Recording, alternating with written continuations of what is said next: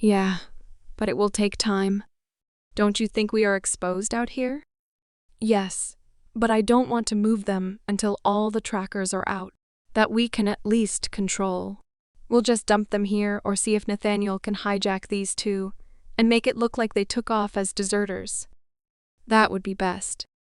Okay, she says to me and then looks at the group. Does anyone else have medical training?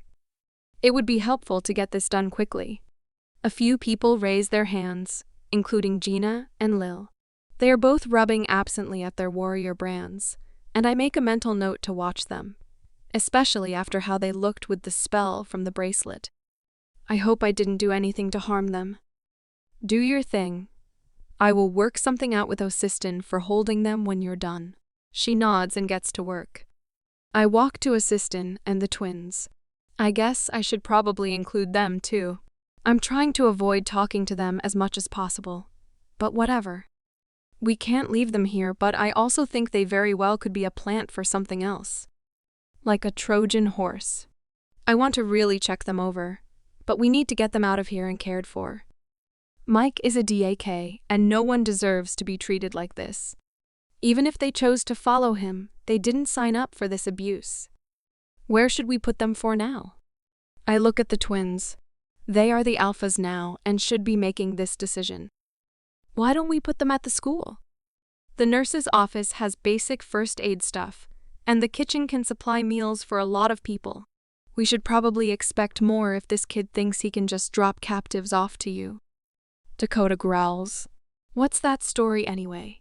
Not now. It goes along with the eyes in the box Gina and I receive. I'm going to help get Gentry loaded, and then Osistin. Alpha Reggie, and you guys can go over some kind of plan, now that we know Mike's close enough to drag unconscious bodies around. Nicholas was able to carry her to a truck one of the warriors drove up in order to take her to the Pack hospital. She's conscious, at least, but that's about all the good news. Gina made quick work of locating the trackers and teaching 2 other warriors how to get them out, while Gina and Lil helped patch them up after. Apparently, Mike's doctors were not super original, and they were all in the back of the neck like Gina's and mine. I did mention to Nicholas to have our docs do a full scan to make sure they were the only trackers placed. We managed to get the 12 people left loaded into 3 vehicles and taken to the school. Nathaniel set up a security alarm system for the doors so we could lock them in the gym. I swear that boy has tech growing off of him. Cameron and Dakota figured that would be the best since the locker rooms are attached, so they could shower and use the bathroom without having a ton of warriors on duty, escorting them around. It also gave us a chance to do a quick sweep of the school for the pentagram. It's like trying to find Waldo in a Where's Waldo picture. We know it's here, right in front of us, but no one can see it yet. By the time we are done with all of the newcomers and the second sweep, then checking on Gentry, who is fast asleep with Nicholas by her side. It is almost midnight as we are pulling into the driveway. The truck is overflowing between my pack friends and my warrior friends. I am so tired that I didn't even complain when Dakota put me in the front seat between him and Cameron. I just want to sleep and shower, possibly in that order.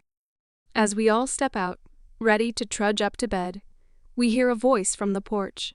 Oh my goddess. Look at you. You look so tired and worn out. Let me take you upstairs and help you relax after your hard day. Kaylee runs up to Cam. I now realize he is her go-to. Then it hits me. She can tell them apart because they dressed differently today. I didn't see them this morning because I don't do patrols, and they were out early working on whatever it is that they do when I'm not around. I can always tell them apart, so I don't usually look at their clothes for clues. They are both wearing black basketball shorts, but Cameron has a blue t-shirt on and Dakota is wearing a green shirt with the sleeves cut off. Not now, Kaylee. We have things to deal with. The day's not done. Go home. He holds his hand up for her to keep her distance and walks past her. The rest of us follow. She just stands there, mouth open. I wonder if he's ever told her no or just dismissed her before. We head in and follow Cam to the kitchen, where he surprisingly fishes out beers for everyone, and then we silently follow him out the back door, and to the side of the pool, where there is a brick fire pit set up surrounded by Adirondack chairs. I sit between Lil and Gina, who are both still rubbing at their brands. Sam has Sierra in his lap, as usual, next to Gina. Wyatt drags Nathaniel out to sit with us. He is obsessed with finding this pentagram.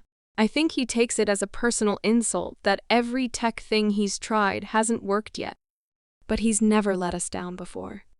Oliver, Mateo, Cam, and Coda are across from me.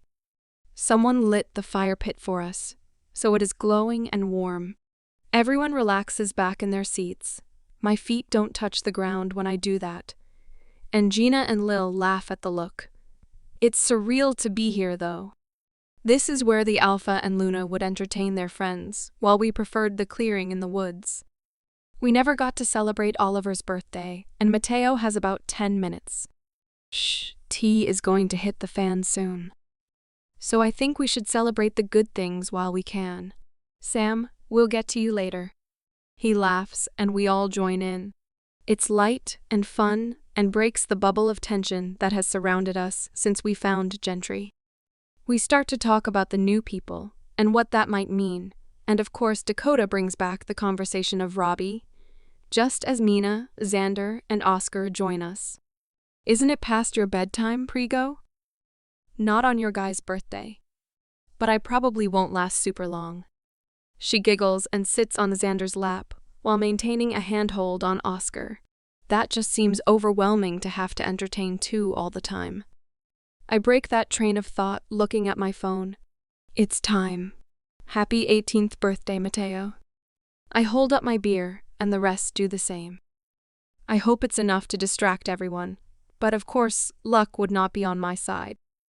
Yes, happy birthday, Mateo. I hope your mate is strong enough to put up with you and smart enough to team up with your sister against you. Mina laughs, and Mateo smiles. Then she looks back at me. So what is this I hear about Robbie dropping off random people? I groan a little at her. That is it, literally. He got our attention by carrying Gentry in like a dead body, and then he told me to keep her and the dozen extra people he brought. He told us to figure out how to free them from the binding spell, then just left. That is not all he did. Dakota growls. He was way too comfortable with you. And if he ever gets in your face like that again, I will rip his head off. Stop. He wasn't in my face. He just got close enough to tell me something he didn't want anyone else to hear. What did he say to you? Mina asks suspiciously. He wasn't overly talkative. Nothing relevant to this situation. I know this conversation is not over by a long shot. What I want to know is why did he bring those captives to you? How did he know you would take them in? Mateo asks. Once they had me with Gina, they spent a lot of time figuring out who and how powerful we were. They found out I was a Beta's kid, so Robbie probably thought I had some pull in the pack to bring in outsiders. He helped get us out, and as a former captive, he probably assumed I would help others. I shrug. So it's safe to assume he'll be coming back then? Oliver sounds irritated now. I need these boys to find their mates and give me a break already. Nope, we are not doing the pissing match thing again. There is no interest there, and yes, if he asks for my help, and we know the request is legit, I will help. I'm not dumb enough to think this is 100% innocent, but like so many times before, you guys weren't there, so you don't get to be angry on my behalf for the situation now. That's not fair, and you know it. Had you kept any kind of communication going and told us what the plan was, none of us would have let you. Cameron stops, closes his eyes, and takes a breath. This is not about you being weak and not being able to handle hard situations. Clearly you can. You've apparently been designed specifically for them. He opens his eyes. This is about you putting yourself in harm's way and how gut-wrenching it is to witness. Or to hear about after the fact and not being able to do what we're designed for, to protect our pack members, which you are one of huge importance. I roll my eyes, but let it go. He had a decent save, catching his misogynistic comment.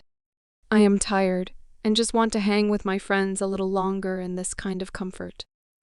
Gina stands next to me. I'm going to grab one more. Do you want one? She looks at me then, Lil. I'll take one, Lil says as I shake my head. I never really got the appeal of beer. Gina grabs both of our bottles and starts to head between Mateo and Oliver's chairs. Somehow she manages to trip, toss the bottles onto the grass behind them, and land with a hand on each of their shoulders. Mateo's growl rips through the backyard. DONOTTO, UCHMYMATE. What are you? She starts, but then grabs her arm. SKYLAR? ITBURNS? She turns to me, shaking her arm. Oh, Sierra, it's just like Mina. Do you remember what your mom did? Wyatt, go get Elena, we need help. Her brand is burning off. I run for Gina and kind of throw her in Mateo's lap. As far as I'm concerned, that's the best place for her. He should be calm-ish, and his presence will help her. What do you mean, burning off? Mateo yells at me, but wraps an arm around her waist, and the other is tilting her head back to his shoulder, stroking her hair. This is what happened to Mina when she felt her bond to Xander and Oscar. Yeah, but I passed out. That garnered another growl from Mateo. You have two mates, double the sensation. Gina, breathe for me, okay?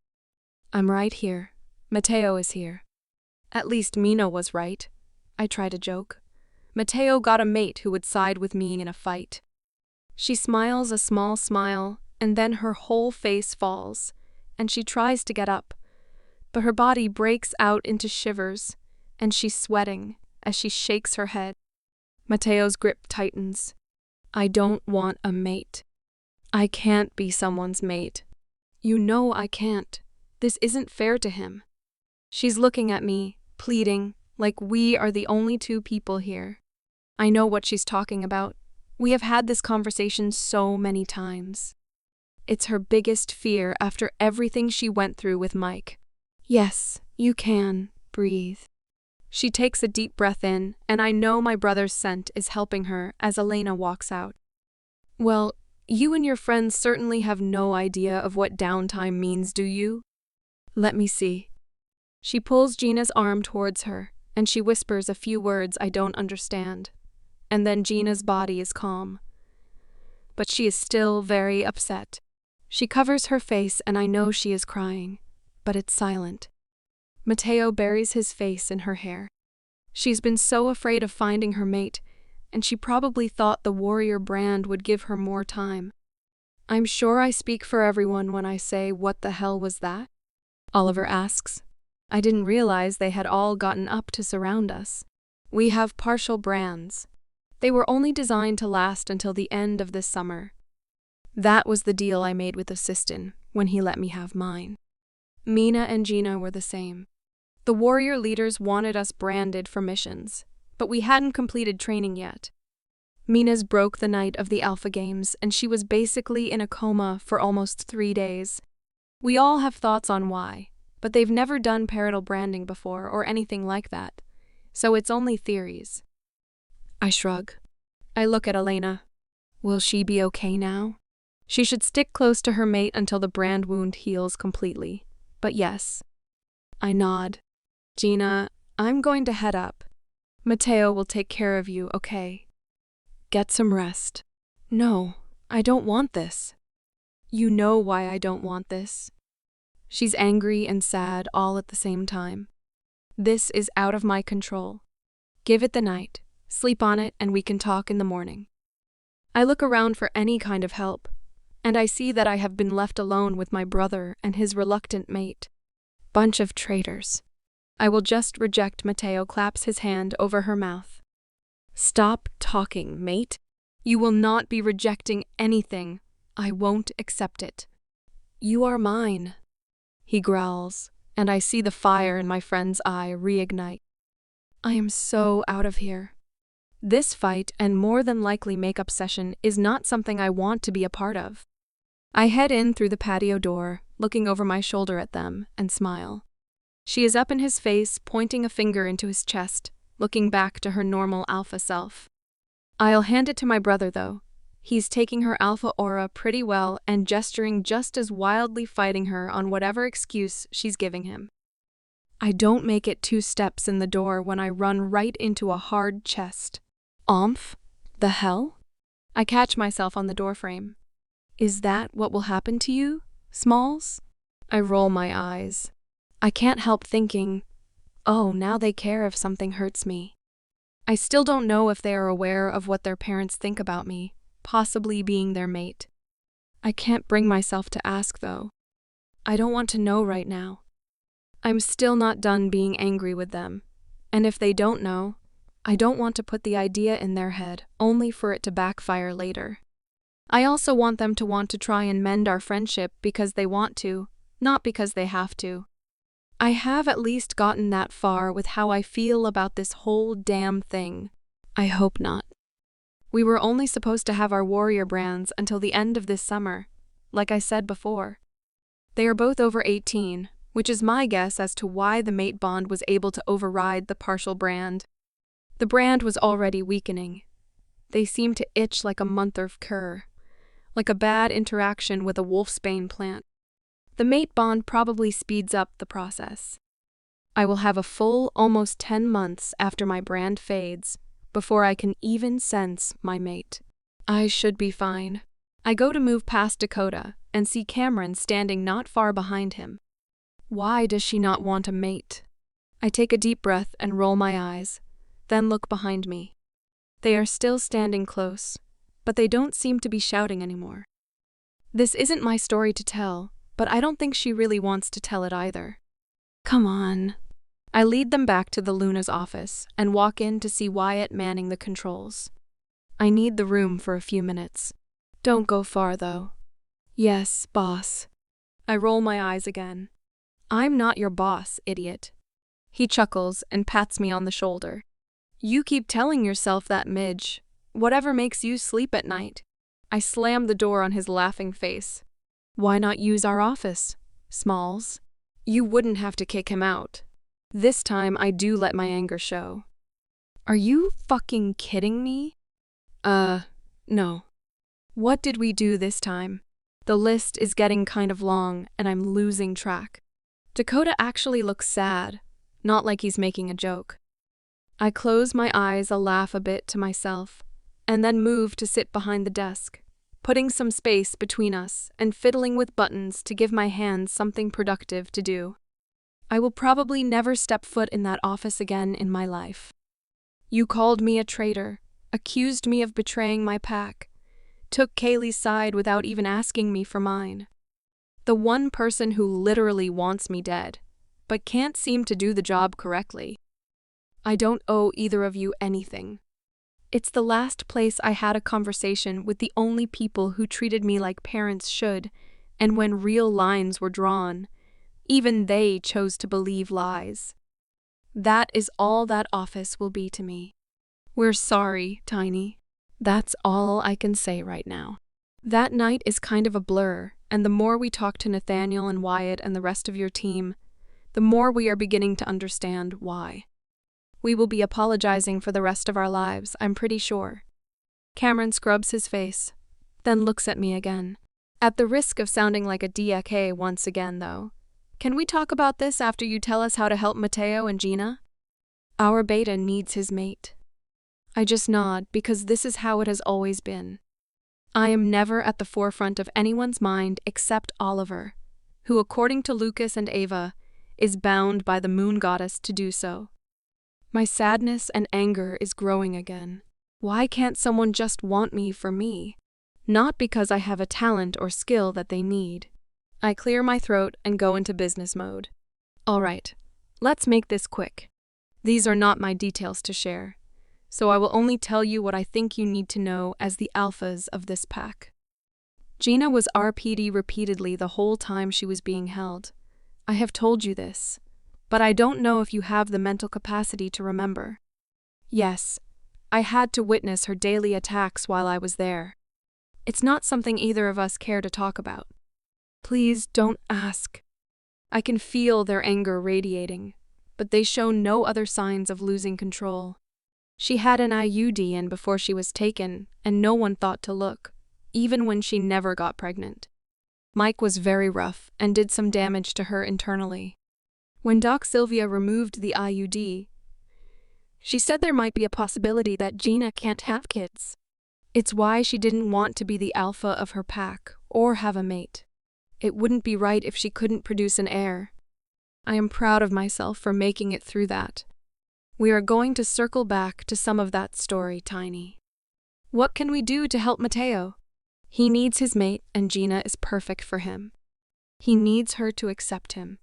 I don't know. I was kind of hoping when she found her mate it would help her heal. There is nothing normal about any of us, so I couldn't even begin to guess at what to do. She needs time. We both do. Patience from all of you would be helpful. They both look at each other and then nod their heads. I'm going to ask another question, and I know we don't deserve an answer, but we really need and want to know. I'm sure you've already told Oliver, he grumbles jealously, but I want you to choose to talk to us too. I raise an eyebrow in question. He takes a deep breath. I'm not sure if I've ever heard Cam ramble before, but I'm pretty sure I know what's coming.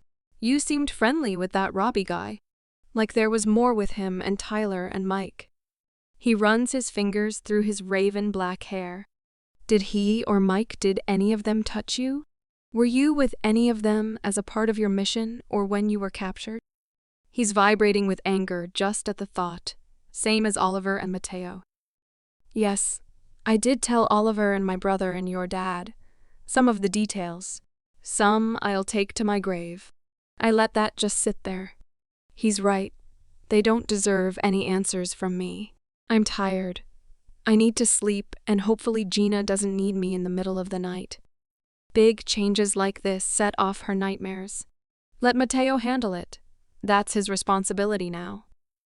Oh, so you would have me turn my back on people I care about just because someone else is capable of doing the job too? Great leadership skills. I don't even care that I am being a B-teach. They deserve so much more. I walk past them into the hallway where Wyatt is leaning against the wall. You good boss? Yeah, who's on after you? You've been up far longer than necessary. It was supposed to be Gina, but for obvious reasons, we covered her shift. I'm good, Midge. Nathaniel will adjust the rounds for the next couple days. Go get some sleep. We need you on point for this magic chess tea. You now have both your witches here, and once Gentry's all healed up, assuming Nicholas will let her, the three of you can figure out this pentagram bullsh tea, so we can take on Mike. That asshole has a beating coming his way. Get in line, warrior. There are several of us who have dibs on that beatdown, Dakota says from far too close behind me. With all due respect, Alpha handled your Barbie B-teach problem yet? No. Good to know.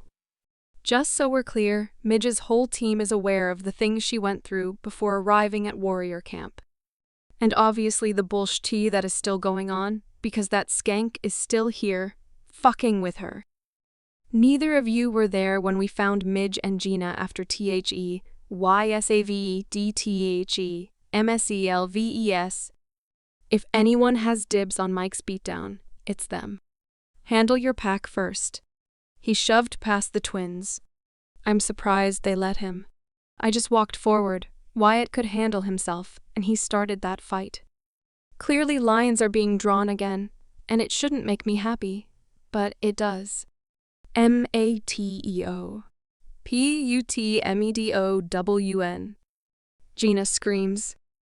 I get to the end of the hallway, just in time to see my brother start up the stairs with Gina over his shoulder. Skylar, help me with this.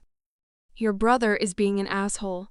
Skylar, if you come anywhere near her, I will forcefully mark her right here. You are coming with me, woman. Stop fighting. WHAT. Get your fucking hands off me. She thrashes more. You are going to get us both killed if you don't stop moving. My brother is so calm. Sky, She looks down at me, propping herself with her hands on his butt. No, I don't think I'm going to help you out of this one. You are safe and need to hear him out at least. Some friend you are. Lil, she's not going to help you either. None of them are. We all make it to the second floor landing. I turn to go to the room I share with just Lil now. Mateo grabs me with his free hand. Thank you, he whispers, and then kisses me on the forehead. I am not going to side with you in any arguments, jackass. She grumbles at me. Perfect. That means you'll side with me. Mateo laughs, and I smile at her indignation. Good night, you two. I ignore the twins as I walk away, and I can smell Oliver in the hallway. But for some reason, I'm a little irritated at him too, after the conversation in the Luna's office. He doesn't deserve my own insecurities lashing out at him, so I head in and close the door quickly.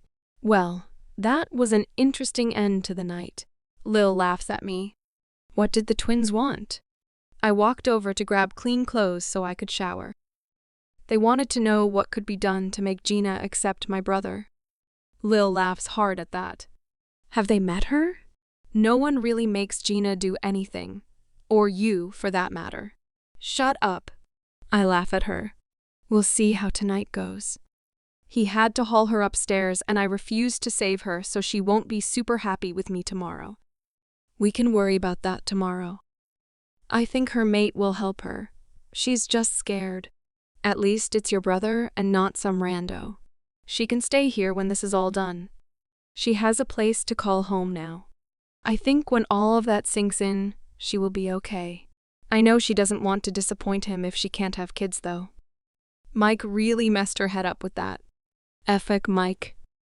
Better yet, let your brother fuck Mike right out of her.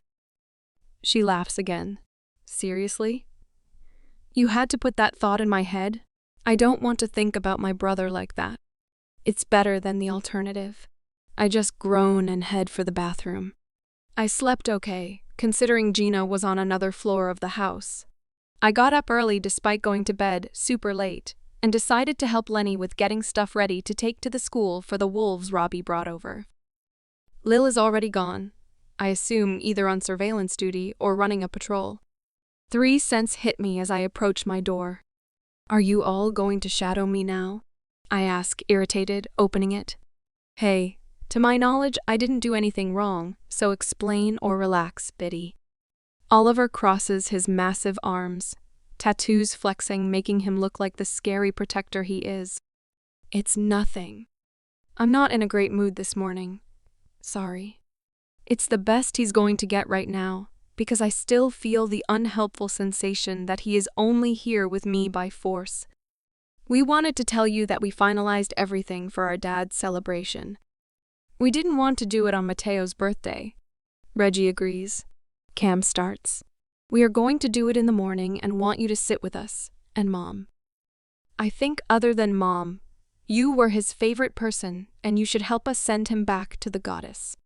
Coda finishes the statement.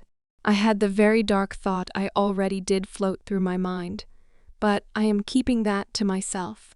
I don't want them to have more ammo for thinking I'm a traitor now.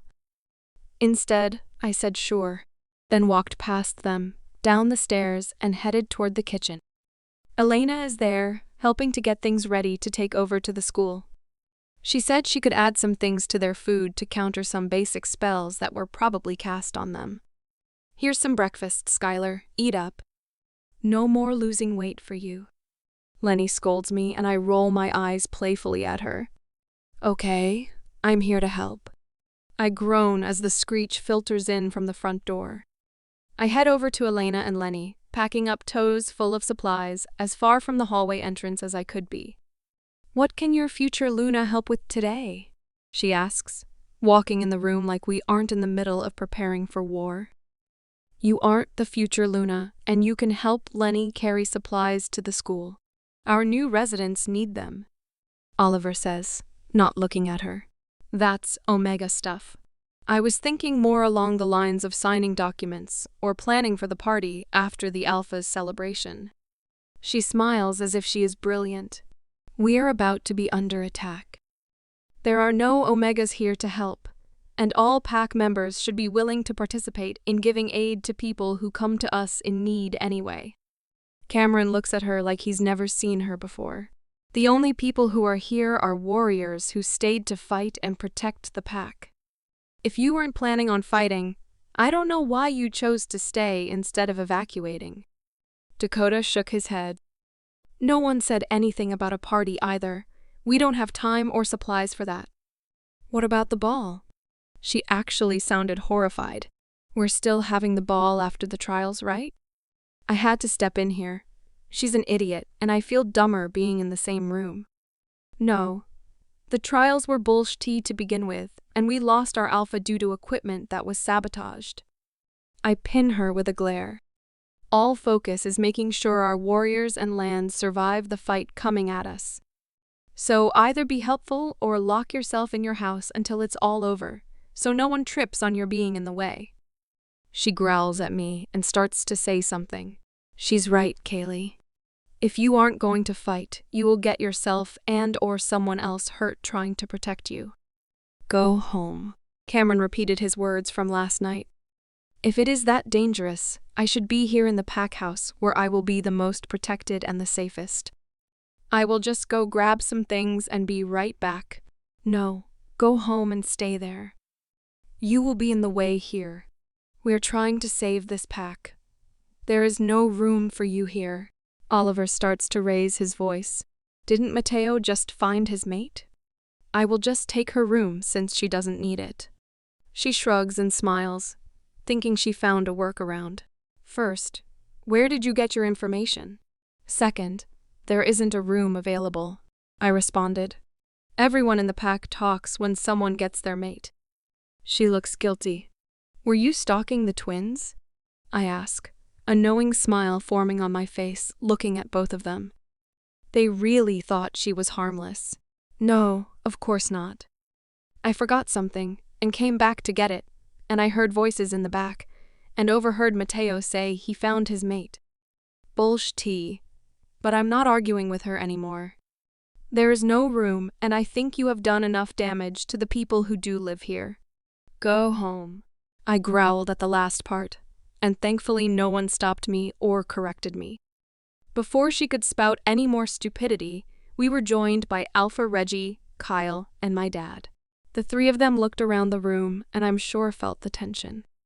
We completed our rounds of patrol this morning. You are doing a great job, little one. The warriors have only been able to praise your work. Thank you, Uncle Reggie. I looked at Kaylee and winked. Her jaw dropped. We should have everything ready for Lucas's celebration by the end of the day. Will you kids be done with all of your shifts by dinner? I think the Luna wants to see you tonight, Kyle asks. I could go see her now if she needs company. No, girl. Did you not hear? We are preparing for Alpha Lucas celebration. She won't be available until tonight.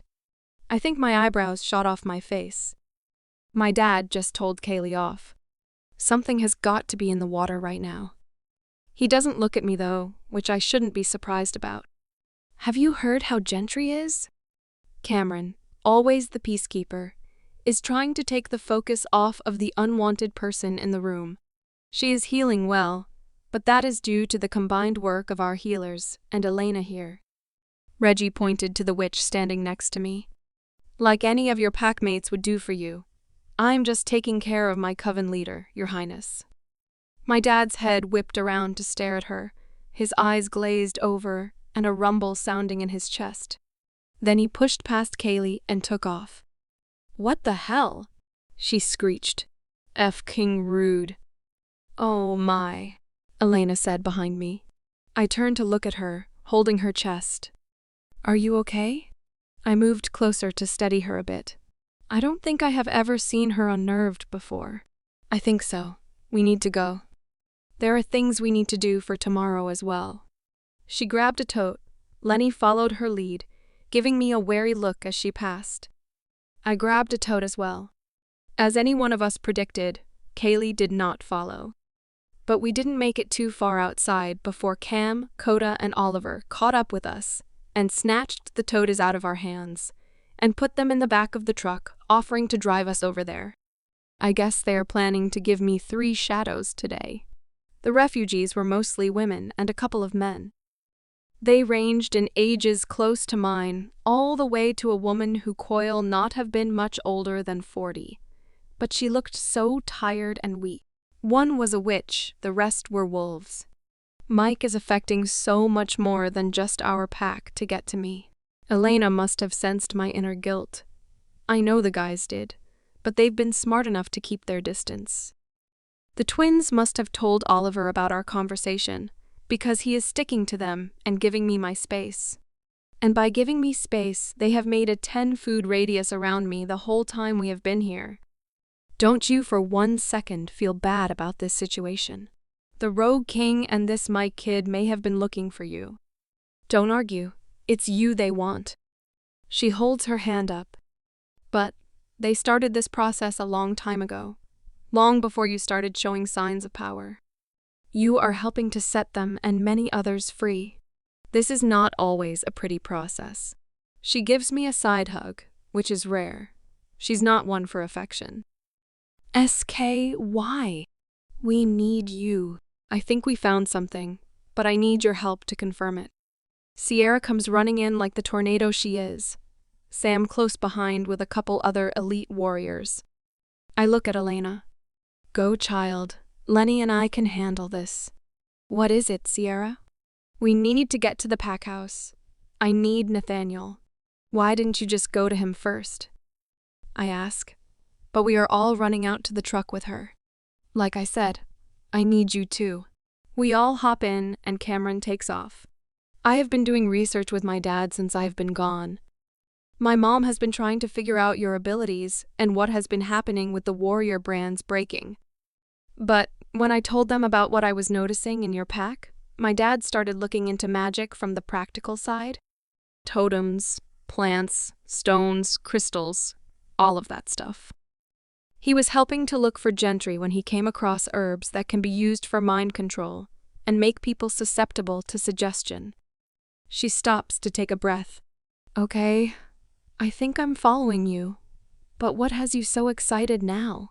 Well, we came across a spell that sounds like the one that Mike was using on his warriors. There's this star, and each point is made up of different plants, and then a spell is cast. She waves her hand dismissively, like that part doesn't matter. Then a candle is lit, and another spell is said to keep it burning in the center of the star. Well, that sounds an awful lot like this uffing pentagram we have been looking for. Did you and your dad figure out where it is, or what plants were used? Oliver asks next to her. That's the thing. You guys have looked everywhere for this candle and pentagram, even used Nathaniel's heat sensors. But what if the pentagram isn't small at all? What if it is so large it's easy to miss? What do you mean? How does something big go unnoticed? If it's literally a part of the pack lands. Her eyes widen and sparkle. We pull up to the pack house, and she literally pushes everyone out. Then we are all running toward the Luna's office. Nathaniel. She yells his name down the hallway like she did mine. He comes blasting out of his office, ready for a fight. I need you. Can you get me eyes on the pack borders in very specific locations? He looks at her with a due expression. And I need a paper map of the pack grounds. She looks around at all of us. I move to one of the side tables to grab the most recent one we have. Okay. Can you get me eyes on this spot here? She points to a spot on the map that is the easternmost edge of the island. Nathaniel pulls it up easily. Why, yes. I knew it. She circles the spot on the map. Okay, now this spot. She points to another spot. He repeated the process again and again, until there were 5 circles on the map, evenly spaced. We all just keep watching her as she progresses through whatever it is that she is doing with Nathaniel, and the search through the pack. She looks up expectantly. This is what my dad found. It's why I had to get out when I did. We couldn't guarantee that I wouldn't be affected by the magic. What are you talking about? Cam asks. This is the pentagram that you have been looking for. Look. She connects the different circles and it makes a star. The thing I notice is that the pack house is the center. Oh, shitty. Are we safe here? Now the guys are looking at me. I think so. I think the spell was tied to the alpha and the twins. The alpha died, releasing his attachment, and you broke the twins free. I think that was the massive black stain you left on the ceiling of the hospital. I think you ripped the spell out of them. That's why it was so painful and aggressive. It didn't want to leave its host. But the spell's not gone, is it? I ask, feeling slightly defeated. Yes and no. I mean, you were strong enough to unintentionally cast out an evil entity living in the twins. For what I understand, that is hard to do with a skilled witch, and for you, it was the side effect of your protection spell on them. She looks at them, and they look at their simple little woven bracelets and tattoos. I do think that since all of the elements are there, the spell can be recast. The problem is, none of you can be touched with Sky's protection. So talk me through all the things you have circled. I point to the map. Well, in many spells, herbs and plants are dried and bound for the spell, but live plants can also be used. When I found that out, I started looking around the pack for crops of plants that didn't look quite natural when I got back, and I found them. Oleander is used in love potions. She points to the eastern point and gives the guys a look, but it is hallucinogenic. Aconite or wolfsbane, we are all familiar with, brings harm to wolves, but is also used in spells to bring harm, and it is a paralytic. She points to the next circle. Then we have belladonna. It is used for beautifying glamours, making people see things. Another pointed look at the twins, pointing to the next circle. Hemlock is a sedative, the next circle, and wormwood is another hallucinogenic. So you all were susceptible to the suggestions given to you by the caster or casters. Wouldn't a witch have to cast something this elaborate? I ask, and what about this forever burning candle? I think if all the elements were in place, the witch who cast it could do that from anywhere probably. Maybe even using a phone on speaker. That's a theory Dad wants to test, but obviously now is not the time. Or if all someone had to do was read words of an incantation, anyone could have set the spell. As far as the candle, I have a theory that only came to me this morning when we left for our run. I went out back with my coffee this morning, and the fire pit was lit. I thought it was a little strange, but then I thought maybe other come out to have their coffee, and it was just something nice in the midst of all the bullshit. But then I discovered the massive patch of wolfsbane, then the belladonna, then the hemlock. After that, I kept going and realized that they were roughly evenly spaced around the perimeter of the pack. Now that I've seen the map, I am convinced that the fire pit is the forever burning flame. That's crazy. There's no way anyone would put that much effort into a spell to control our dad.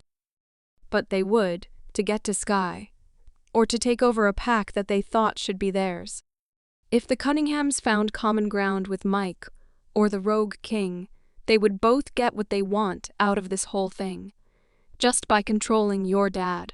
What no one expected was for the girl in the prophecy to be a badass that could outsmart them, outfight them, and use magic willingly against them. I had to sit down. I went to find a chair, but I was so distracted by everything, I almost missed, and hands had to guide me down. Sierra isn't wrong, no matter how far-fetched all of this sounds. Those are all elements that are in the book Elena gave me to know well and be aware of. They have healing properties for those who know how to use them. But their evil properties are what they are known for, and many are used in spells for controlling the mind. Poor Alpha Lucas didn't stand a chance. And to think he also made a deal he thought he would never have to fulfill to save his mate and pups, not knowing he was betting my life. There are so many signs that all of this is connected. I might actually be their mate. And I don't know if I even want to be Luna, or to be with them after everything that has gone down. But this witch knew what she was asking Lucas for. And my life has been miserable, because of it. I need to talk to Elena and Gentry about her, see what they know. I just wonder if this witch is working with the rogue king, or if she is another problem that I have to worry about, and they are both coming at me at the same time. Then, I think if I am the twins' mate and I don't accept them, none of us will gain our full powers, which could harm the pack, and my wolf only wants her mates. I couldn't do that to them and the pack, being responsible for putting all of those lives in danger. I don't know what to do. Hey, Biddy. We need you to check in with us here. You went somewhere in your head again, and I don't think the alphas are going to let me get away with kissing you to get you out of it. Although it seems to be effective. He gruffly laughs at his own joke. I look at him and smile, only half seeing him, but I get what he's trying to do. My brain is all over the place, and I'm struggling to focus on any one thought. There is a lot going on, and I think I only caught some of it. What are you guys talking about? Dakota asks, squeezing my shoulder, and I laugh a bit. For being the leaders of this pack, so many people have left them out of things. I told them about the prophecy Reggie told me. I'm not ready to go down the rabbit hole their parents sent me on a couple days ago, if they haven't already been told that version. I imply there is a witch, most likely, working with the rogue king, and that with my connection to the royal family, and showing signs of multiple extra abilities, he thinks I'm the one the rogue king is after. This much I think they know, or have at least figured out with the little they have been told. But it's worth clarifying. The spell that was created on the pack lands, controlling your dad and you guys to different degrees, is not just some small thing for us to deal with. It is literally the whole pack. What I am curious about is the fact that we were told not to enter the pentagram or touch it. Well, we walked right in unknowingly. So how come some pack members were affected, but not all, and my team hasn't had any problems? I don't think the spell was completed before we got here. We all saw the change in Lucas and Kyle and even you guys. I look at Cam and Coda. It was gradual. I don't think I really noticed until the night you all accused me of betraying the pack in the Alpha's office, even looking right at concrete evidence to the contrary. They both winced. And why was Oliver and Sam basically spared from the effects? That's what I can't explain yet. I do think for you and your team, it's your warrior brands. It probably has the same kind of protection the bracelets you made have. You came in protected, same as Alpha Reggie and Warrior Brogan and all the royal pack members. Elena would have natural protections against curses around or on her all the time.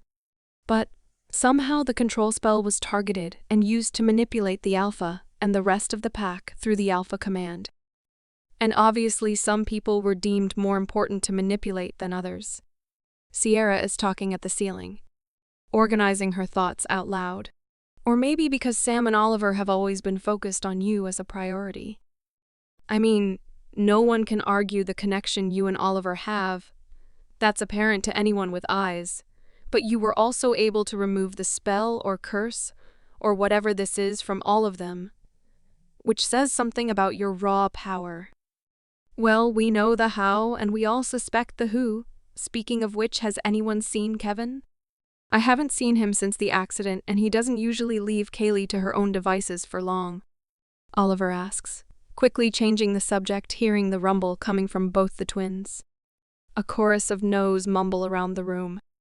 And it still doesn't explain what we need to do now that we are inside the pentagram we aren't supposed to be in, and could possibly be powering.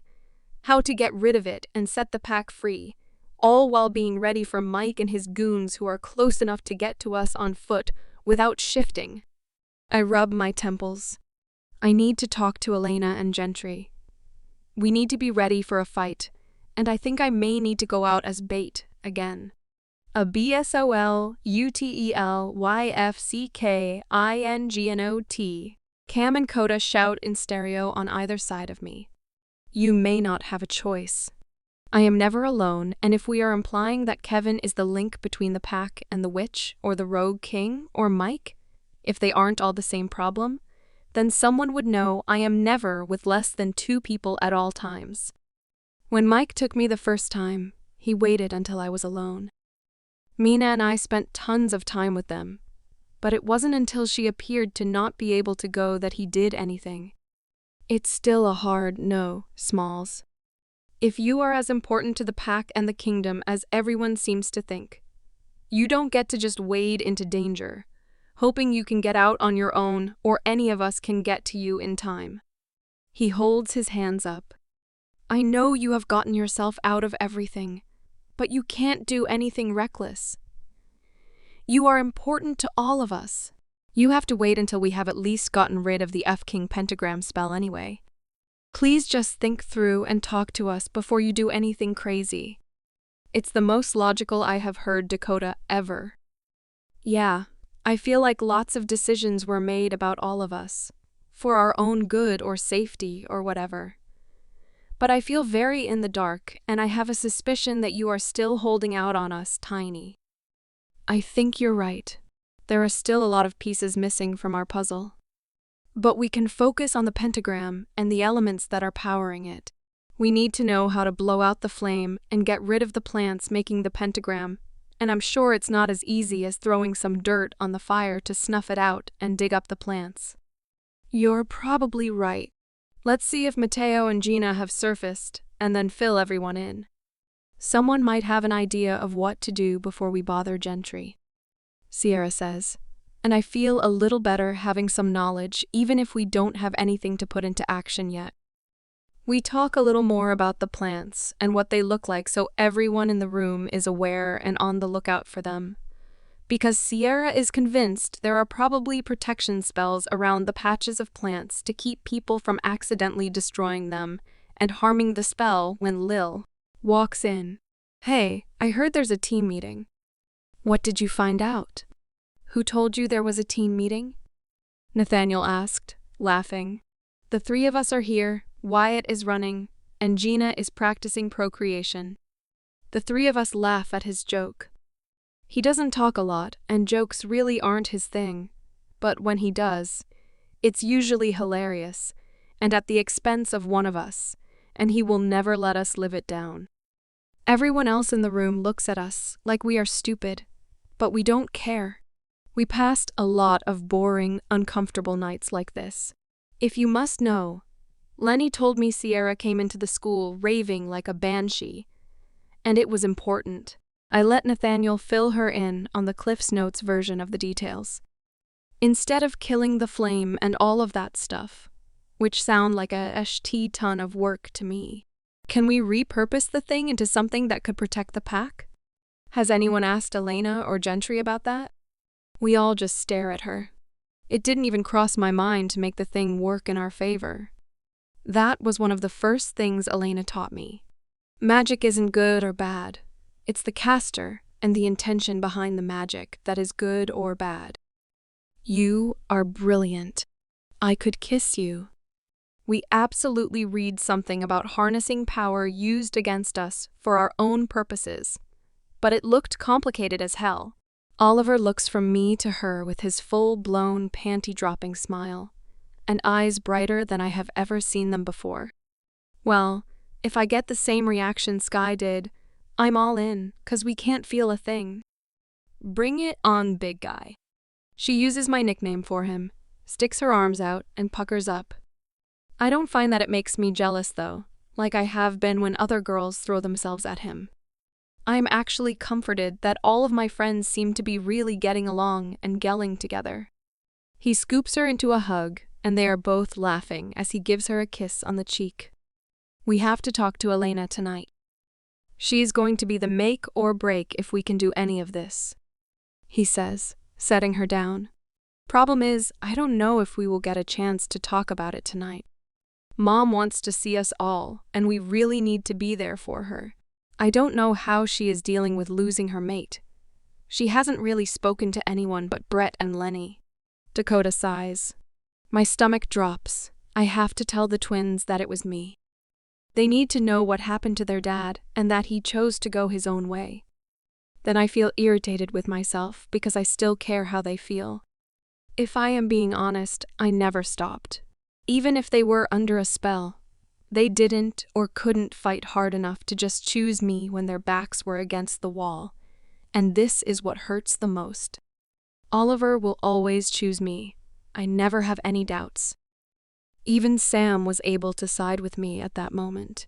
If they are supposed to be my mates, like their parents think, shouldn't that connection or pull or whatever be enough to override anything? Shouldn't I have zero doubts in them? I really don't like all of these emotions. Well, we celebrate the passing of the Alpha tomorrow. Then we celebrate my ascension into adulthood the next day. Sam beats his chest, and just like that, my negative thoughts vanish into other problems for other days. We all contribute thoughts to a notebook that Nathaniel has, with every question we could all come up with for Elena, and hopefully Gentry, whenever we get the chance to ask. Once we are done, we decide we need to have as much information as we can for the witches to work with. We divided up the task of documenting the plants that make up the pentagram tips, making sure to note anything unusual along the way. As we are leaving, Matteo and Gina walk down the stairs. I can't read her face, but my brothers tells me I have a new sister. And I could not be more excited. I run up to her and wrap her in a hug. We don't need words right now. I know that she is scared out of her mind and is so unsure of the future that she doesn't want to risk anyone else's. But she is making my brother so happy, and I know he will do everything in his power to erase the memory of her time with Mike. I hope she feels that in my arms. She is home, for good. I'm so excited to have a sister, I whisper to her. Then I let her go and move to hug my brother. Congrats, big brother. You are one lucky man. Don't congratulate me yet. I still have to convince her to let me make it permanent. But for now, she isn't rejecting me. So it's a start. He smiles at me. What fun would it be if she didn't make you work for it? I wink at him and move back to my friend. We have been busy while you have been, well, busy. I fill her in on the day's events and what we are up to now. Gina doesn't disappoint. She jumps right in. Like me, she likes to have something productive to do to take her mind off of the hard, emotional stuff for a little while. It helps to process if we can step away for a bit. She volunteers to help us with the documentation, and it makes me ecstatic when she chooses my brother as her partner. Lil grabs Oliver, who is reluctant to leave me until both twins tell him to pull his head out of his ass, and they are actually capable of watching over me. To which he replies, it only takes one of him. Sam and Sierra take the 4th point, and Nathaniel sends coordinates for the 5th point to Wyatt, and tells him what we are up to, and then heads back to his surveillance center, acting as go-between for all of us. We collect samples of each plant very carefully, take pictures and measurements of the crop that is growing, and the area surrounding it. I don't know what information Elena will need, and I don't want to be delayed because we missed anything. The twins and I decided to take the wolfsbane plant. I don't want anyone else to have to come into contact with it, and I know that I can heal from it quickly. I can't willingly put them in harm's way. And I know all of these plants are poisonous, but wolfsbane is the worst. As we moved to the area Nathaniel directed us to, I noticed magic traces in the air and slow down. We had shifted to get out here quickly, but I forced my wolf to shift back to protect her from anything still lingering in the air that might harm her. What is that? Cam shifts and asks me. I look at him and then slam my eyes shut. He is completely naked, and I don't know how I feel about the sight of him right now. You still afraid of a naked man, Tiny? Dakota is right behind me. Afraid? No. Do I go around checking out naked people? Also, no. Most of us have learned to shift and keep our clothes intact, so it's not something I'm used to. My eyes are still squeezed tight. It's been a really long time since I have been in the middle of a twin sandwich like this. I don't count sleeping, because I could lay next to any of them and sleep like the dead. Why does that thought actually make me happy? Cam rumbles way too close. Nope, we are not doing this. You do not get to flirt with me like this, like one of your rando girls to give you your SX fix. I step away from them, eyes still slammed shut. I am so grateful for my enhanced senses. I don't need to see to move away from them. Our SX fix? Is that what you think you are, Smalls? I don't know. All I know is that you all had a hard time keeping it in your pants before I left for training. I can't imagine it has gotten any better since then. You even slept with Kaylee, the one person who hates me the most and has done the most to hurt me. We haven't been with anyone since you left. Don't believe all of the rumors you hear. That's hard to believe when I could smell her on you. Not on your clothes, on you, your skin. Your scents were mixed with hers. Just because she tried often doesn't mean we slept with her. Why won't you believe that? I whipped around, my temper flaring.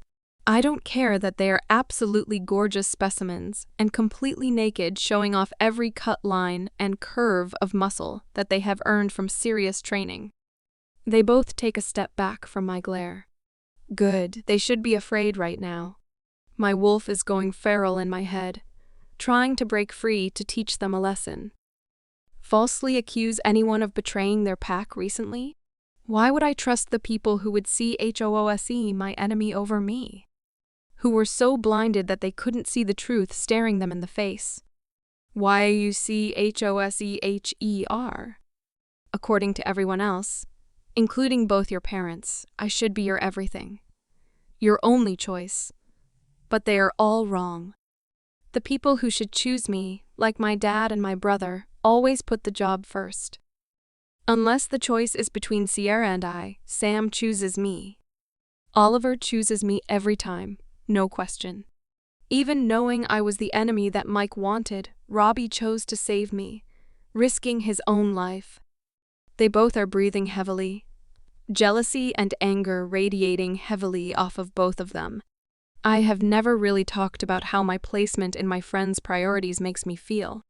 I can feel the tears starting to fall, and I turn quickly to hide them. They don't get to see the pain they caused.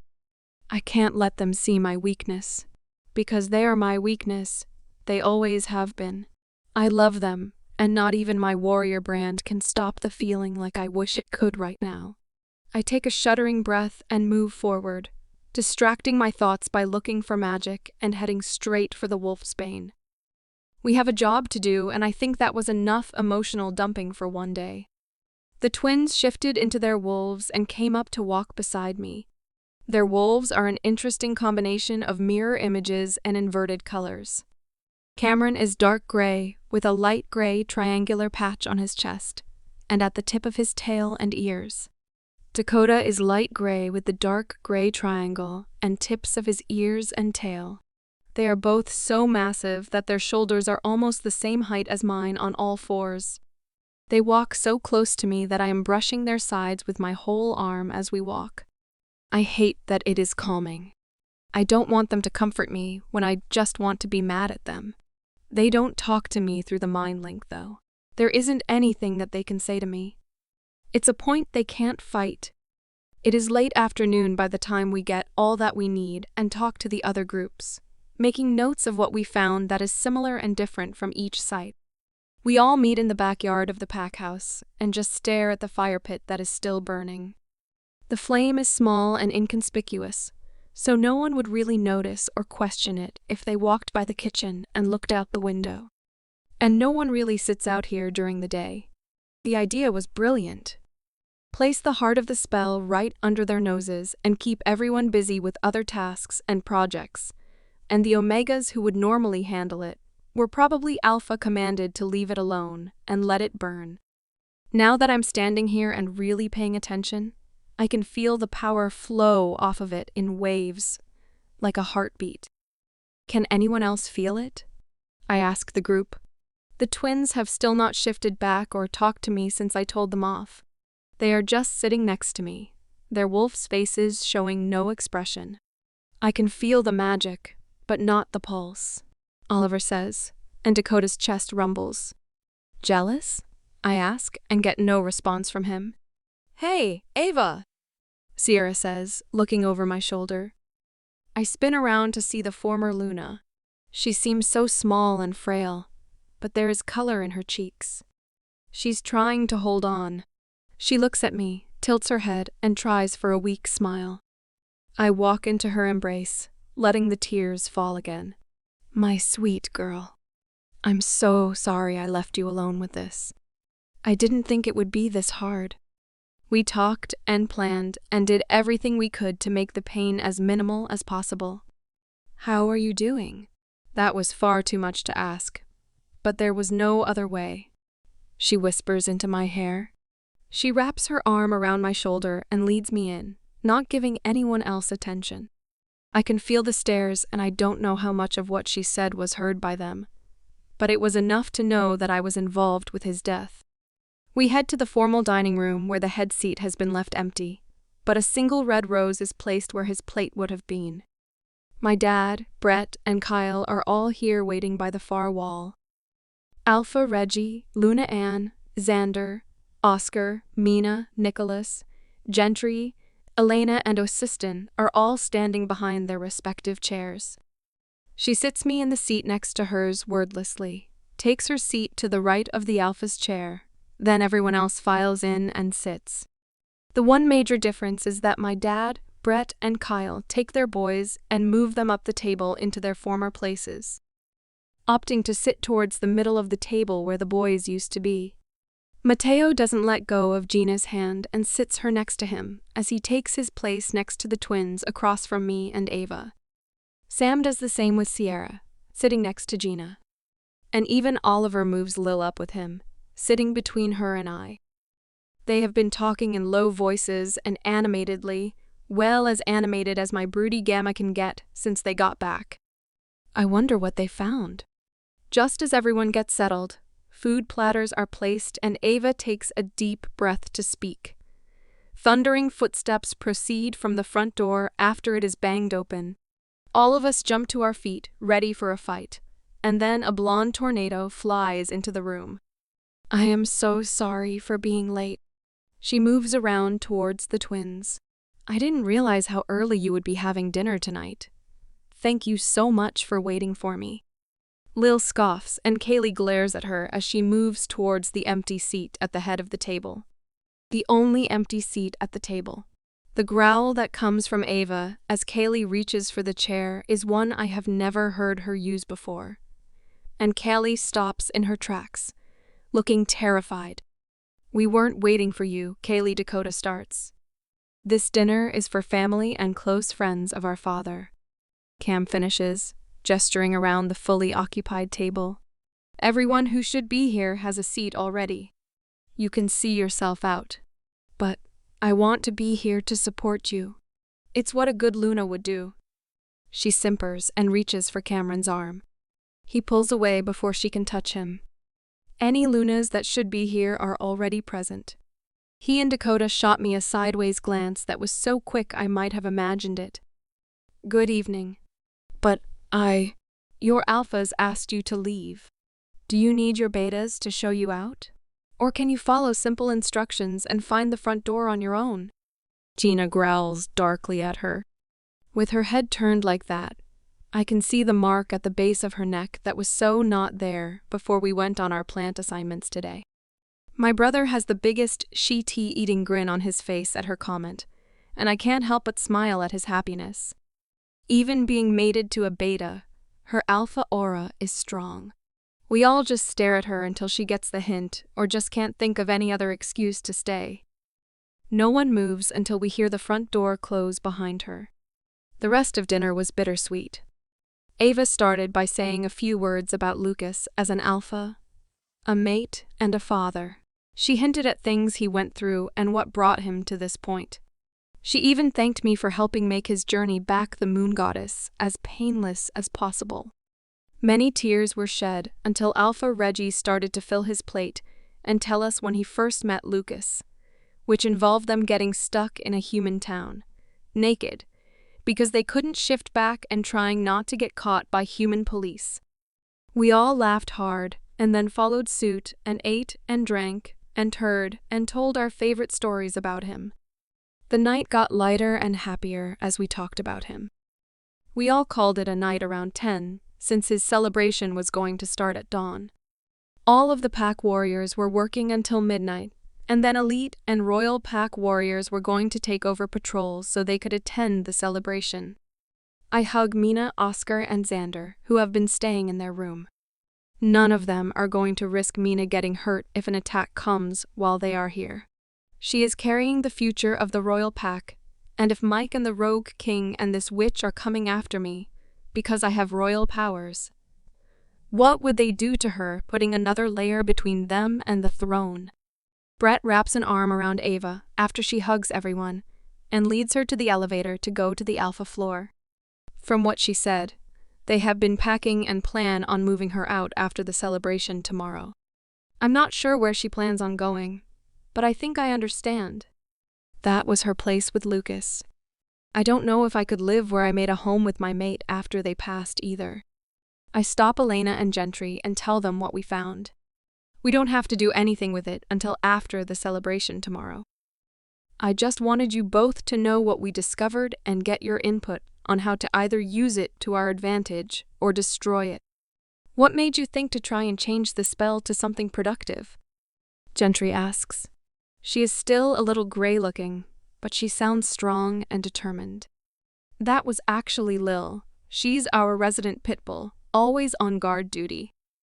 Hey now, I'm not sure if you are trying to insult me or compliment me, but I have seen what magic does to Midge, and I wasn't sure if there was something we could use the current spell for, without draining her of energy right before a fight. She shrugs like it's nothing. You have a good mind. Much like the Gamma here, you seem to understand the way magic works. Elena says, appraising my friend. Let us do some digging and we will let you know. Gentry grabs my wrist firm, but gentle. Stick close together tomorrow. The full transfer will render the alphas weak for the briefest amount of time. Maintain contact with them during the whole transfer. Gentry looks right at me. They will need your added strength. I close my eyes and breathe deep. It's like the universe is conspiring to put me in their constant orbit now that I don't want to be near them all the time. Like she's reading my mind, she says. Trust your goddess. She has a plan, and I know that you have had the worst of things to deal with. But you are better for everything that you have dealt with. I just nod, no matter how frustrated that simple thought makes me. Nicholas wraps Gentry up in his arms and guides her away.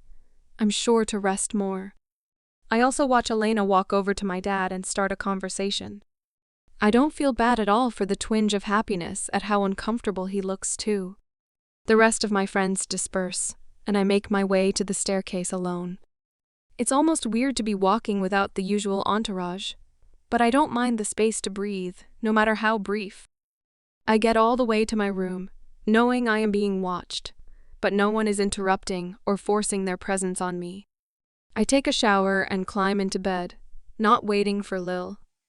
Her and Oliver were in a deep conversation when I left, or at least appeared to be. My dreams were all over the place. I started back in Gina's and my cell, but this time I was alone. She got out safe and found my brother. I strained against the cuffs like always, and for some reason this time I was able to free myself with my own strength. I traversed down a hallway I have never seen before and out a giant metal door. I saw Tyler fighting through a sea of tall grass that kept whipping at him, and he just fought and fought, shouting something to me, but I couldn't hear. Then Robbie was throwing some kind of stone at me, but not hitting me. They sparkled as they flew through the air, but I couldn't see what they were, and they disappeared as they hit the ground. Then Luna Ava was trapped behind a wall of fire and screaming for Lucas, but Brett was holding her back. My dad and Kyle were laying on the ground dead. All my friends were fighting for their lives, bloody and bruised. Kaylee and Kevin were on the top of a white tower, eyes glowing red, waving hands around, conducting the wind, but still, I heard no sound. There was a shadow behind them, dark and ominous, who pointed straight down. As I tracked where it was pointing, I gasped. Suspended from the ground were my guys hung by their wrists, heads lolling. I can't tell if they are conscious or breathing. I run towards them, but I don't seem to go anywhere. Then a soft, lispy voice is in my ear, coiling around me like a snake. Choose. You cannot save them all. Look at the ones who claim to love you, sacrificing themselves.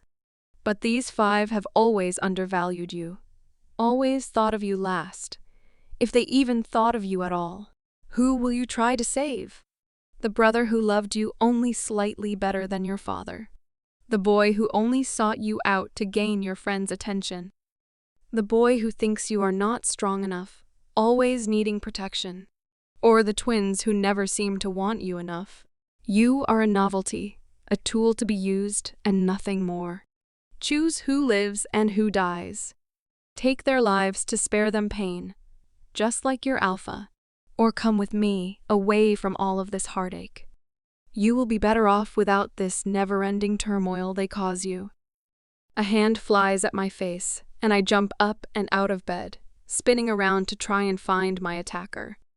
When I'm sure no one is there, I run my fingers through my hair and head to the bathroom to splash some water on my face. I head back out to the room, and for the first time, I realize that Lil isn't here with me and Oliver didn't come for me. He's never not come for me when I am scared or lost in my thoughts. The tightness grips my heart. What was that dream about? I am never going to get back to sleep now, so I throw on some sweats and decide to go see who's in the office monitoring.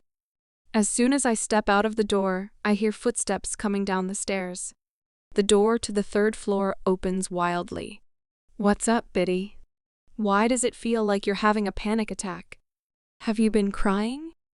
I had a nightmare, and I woke up alone and confused. I don't know. I rub my face again. I think Lucas's death is getting to me more than I thought.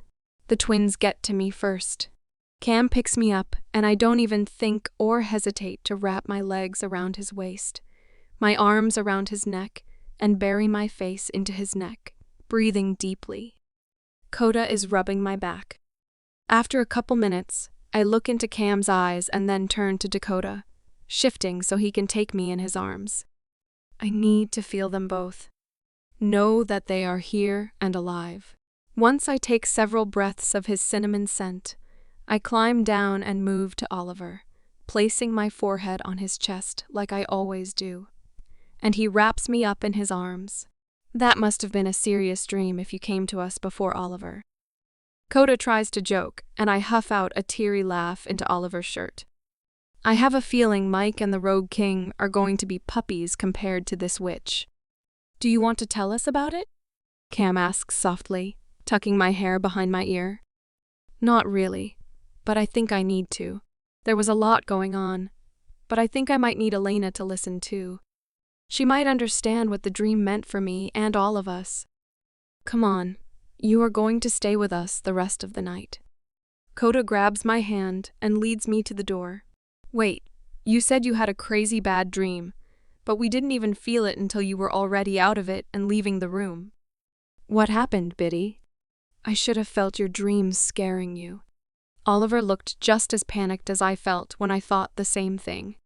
I just shrugged. What were you doing just a little while ago? I asked, not really sure if I should.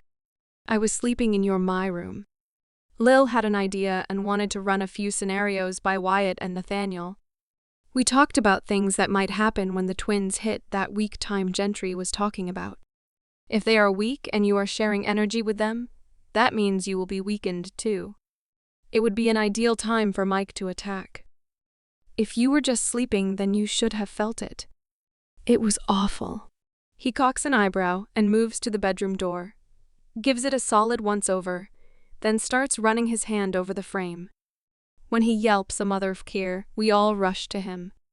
It's a bundle of the different plants we found today, and the spell that is on it singed Oliver's fingers. That's it. I have had it with this magic being used against us. Bullshit. Coda is pissed. I know that you all but hate us right now, but you are staying with us until we figure this out. Someone is now attacking you directly from inside this house. Don't argue, or my wolf is going to go ballistic and do something very dangerous. My sweet, fun-loving twin is at the end of his rope, and I can't help myself. I walk over and place my hand on his cheek, so he looks at me. "Okay," I whisper, and he looks down at me, breathing heavily for a moment. Then his whole body calms down. He scoops me up and wraps my legs around his waist again. I reach over his shoulder to hold Cam's hand as the four of us ascend the stairs like a wonky train to try and get a couple more hours of sleep. I was surprised when Dakota put me down in order to hug Oliver goodnight. It lasted about 10 seconds though. Then Cam scooped me right back up and took me to their room. Like every time I stay with them, I get the best sleep ever. The twin sandwich is the one place where I don't seem to dream at all. My mind and my wolf completely shuts down, because I know I am safe. We have been on a mission almost since Gina and I got back from being imprisoned, and I seem to just always sleep with one eye open, suspecting everyone but my team. We get up only a few hours later, groggy, but ready to celebrate Lucas with the warriors of the pack. The ceremony was beautiful. He was laid out on a pyre and so well cared for that he could have just been sleeping. Our eldest warriors performed the ceremony in place of our pack elders, invoking the moon goddess to take care of his spirit and his wolf until they can rejoin us here on Earth. Gentry and Elena both said an incantation over him that is used in their own burial rituals, and a soft blue hue floated over him, swirling and dancing in the sunlight that is now cresting over the small mountain that sits just east of the center of the pack. The blue light flickers remind me of the pups running and dancing around, and him playing with them when he would join Kyle and I for training. A tear runs down my cheek at the thought. Each of Lucas's team stood and said something about him, then finished with Luna Ava. Alpha Reggie came up and said a few words about Lucas and the twins, and the importance of this transfer of power, and what it means to be chosen by the moon goddess, to be the next alphas. When it was time to light the pyre, Ava stood as well as the twins. But per Gentry's instructions, they didn't let my hands go and pulled me up with them. I felt very out of place and don't want to be part of the center of attention. But there was no getting out of this without causing a scene. The four of us stepped up next to him, each elder warrior offering a torch to light the pyre. I shook my head when one was offered to me. Not only did I think I didn't deserve the honor, but I refused to break contact with either Cam or Coda. They both move in closer to me, pressing their whole sides into me. They all lay their torch on the kindling, and it quickly engulfs the former alpha. The blue mist from Gentry and Elena turns indigo, and then a deep maroon red as the fire burns. I feel the second the transfer of the alpha starts to take hold. It's a squeeze in my chest. Both twins clench their hands around mine, but don't move anything else. Cam has his other arm around his mother, and Coda moves closer to me, switching to hold my hand with his opposite, so he can wrap one around my waist. It only takes about 5 minutes for the deep red mist to swirl around the four of us and into the twins. They both take a deep breath in, and as they let it out, I can feel the power of their aura radiate off of them. Ava sags against Cam, and Brett moves forward to help him hold her up. She has been so brave and strong through all of this. We watch the flames rage and all silently let our former alpha go and welcome in the reign of our new ones. The celebration took most of the morning, even starting at dawn. We all sat in silence as the pyre burned, watching the former alpha being returned to the earth and the moon goddess. I'm not sure how long the twins were supposed to remain in contact with me, but they did not release my hand until we were back at the pack house and headed to the fire pit that now burns forever, until we can figure out how to make it not or make it work in our favor. They did move their chairs to basically touch mine though. We all sat and let the warriors have the first crack at the spread Lenny, and Elena set up. Several people milled about. Some talked to us a little, but most gave their condolences to Ava and went about their day. We are all here to do a job and keep these packlands safe for the families to come back to. This war isn't done yet. I don't think it has even really started. Eventually, we took our turns to eat. No one is really hungry, but we do know that we need the strength. We all just stare into the fire that now means so much more to us. Elena and Gentry stop by our circle, Nicholas, Osiston, Kyle, and my dad in tow.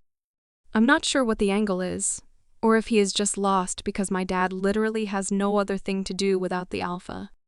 As I looked around while they all pulled up chairs, I noticed the sun already starting to set. Sure, he's training Mateo to help the twins, but this situation is not a typical transition. Most of the pack isn't even here. We are basically running it as if we were back at elite training camp. There's not a lot of general pack business to attend to. And, to my surprise, he has now spent more time in my presence in the last couple days than he has in living memory.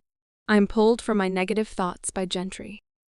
So we have discussed your idea about altering the pentagram. She starts. It will be difficult and draining at first, since we do not have the original caster to alter it for us. But I think that we can use it to our advantage. Elena says. They talk in tandem, almost like the twins do sometimes. For now, I believe that everyone here is safe, due to your quick thinking and added protections. Skylar, it will take us time to come up with the right incantations to counter everything that we know is affecting the pack, and then cover our bases for anything we suspect could be working against you. But it will take a few days. Gentry smiles at me. We believe what allowed you to be minimally affected was that you were already on the packlands when the incantation was set and complete. Your friend Robbie said something about needing to cross into the pentagram for it to take effect. That might be a literal need for the spell to work. None of you have left the barrier since you have been here, and you have your protection bracelets. When you finally came for me, the spell had been tainted due to the passing of the Alpha, whose life force was maintaining the spell. That was a mistake on the caster's part, Elena explains. Or the whole point. What do you mean? I ask. If the spell was tied to and using the Alpha, the plan was probably to eliminate him no matter what. Now, whether that was to elevate Cameron and Dakota to the Alpha position, or to make an attempt to weaken the pack, we don't know. But what it did is make everyone suspicious, which puts a strain on the pack. Gentry finishes, just adding to the many questions we don't have answers to. We all talk a little while longer. Osiston has been sticking close to the whole royal family, while Nicholas has been tending to Gentry, but Reggie is with them now to give him a break. It sounds like Gentry is actually considering going through with the full mating, especially after just having Nicholas' clothes sped up her healing from all of the poisons and abuse she took while in Mike's camp. I wonder what her elders will say since they were the ones with all the objections in the first place. And I wonder if she will move her whole coven to the royal pack, or just herself, and travel back and forth since she is their leader. Witches are not like wolves. They are close, but don't need the closeness of being with each other all of the time like we do. They tend to travel and move around as their lives and training need them to. Someone clears their throat to get everyone's attention. We will be leaving in the morning. We need to get Mina to safety as soon as possible. We are all on edge right now, having her here. And she is about as happy as Skylar is when confined, and ready to kill all of us. Osiston says, and I can almost see him vibrating while everyone is laughing at me. I wonder if he has slept at all since being here. Once she is safe, I plan on coming back and helping out little one. But before we go, we wanted to celebrate all of you coming of age. He looks at the guys and then stands up to go grab a cooler I didn't even notice was sitting behind his chair. I know Oliver and Mateo had birthdays recently, and Sam's is almost upon us.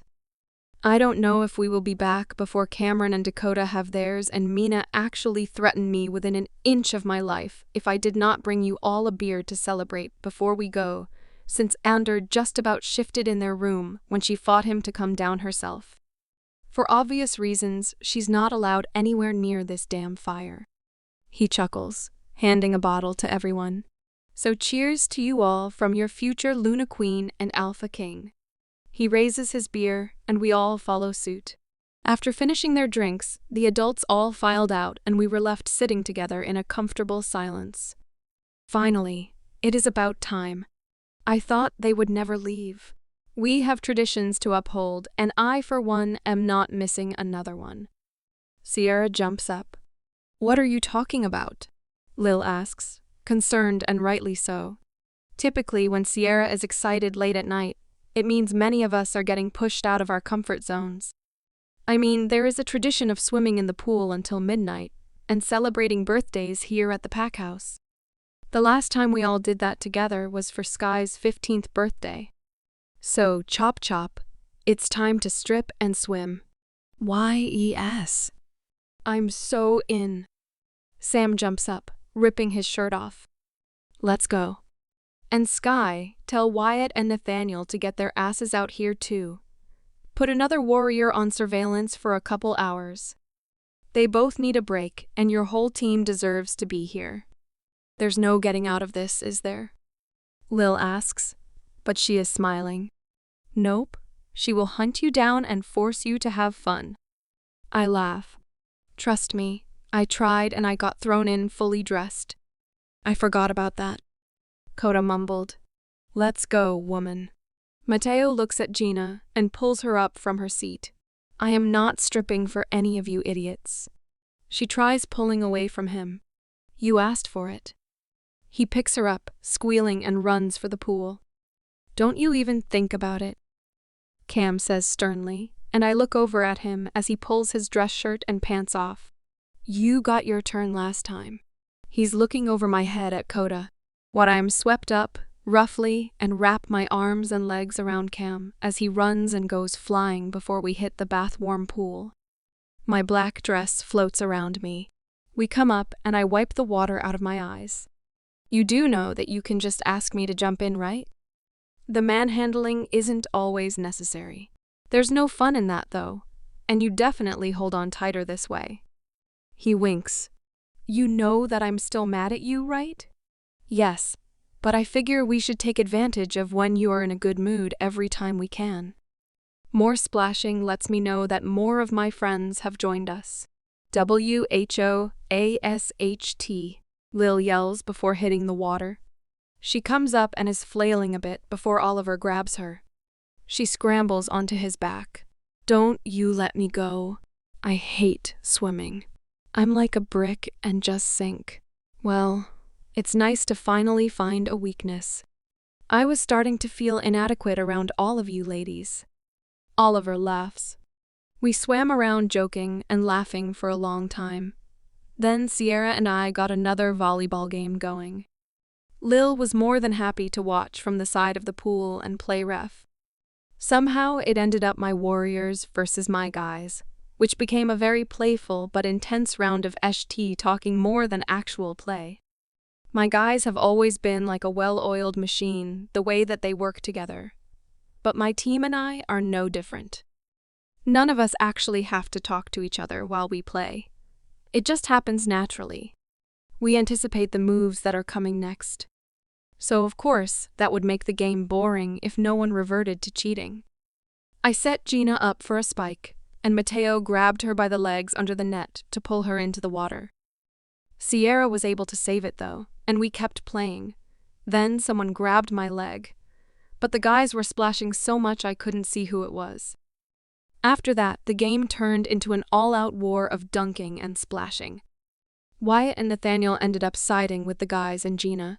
Sierra and I were outnumbered, being tossed around between all of them. There was so much noise and laughter. It's been so long since I have laughed like this with these guys. Then the most murderous growl erupts from one end of the pool, and all play stops. HANDS OFF MATE.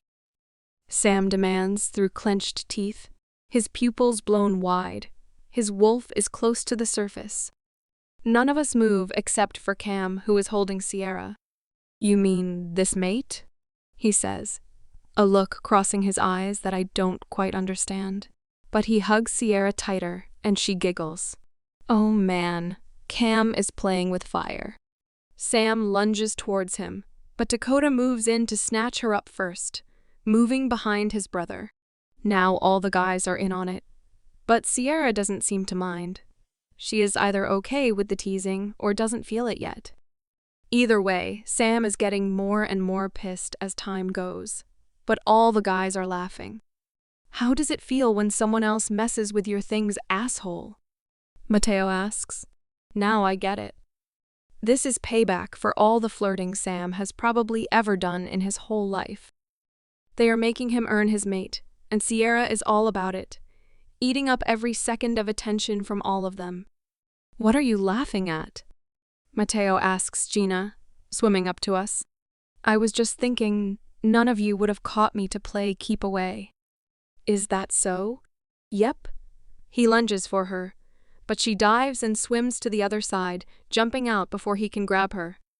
He jumps out to chase her into the house. They're not coming back tonight. Another squeal pulls my attention to my most flamboyant friends. Sam finally caught her. It is about damn time. He kisses her hard on the mouth, and I look away, not wanting to intrude on their moment. Who knows what they'll do with the mate bond officially intact. I am out to here. I climbed out of the pool, only now realizing I am in my dress from today, and it isn't light now that it's soaked. I don't even think twice about just ripping it off and draping it over a chair nearby. Oh, fuck, no, absolutely not. What happened to you being shy? Cam asks, throwing his button-down shirt over my shoulders. I have lived in a communal co-ed living space and been on missions where sometimes we all have to share a single hotel room, or worse. You kind of lose modesty after a while. And my scars aren't an issue anymore. They aren't the worst thing that has happened to me.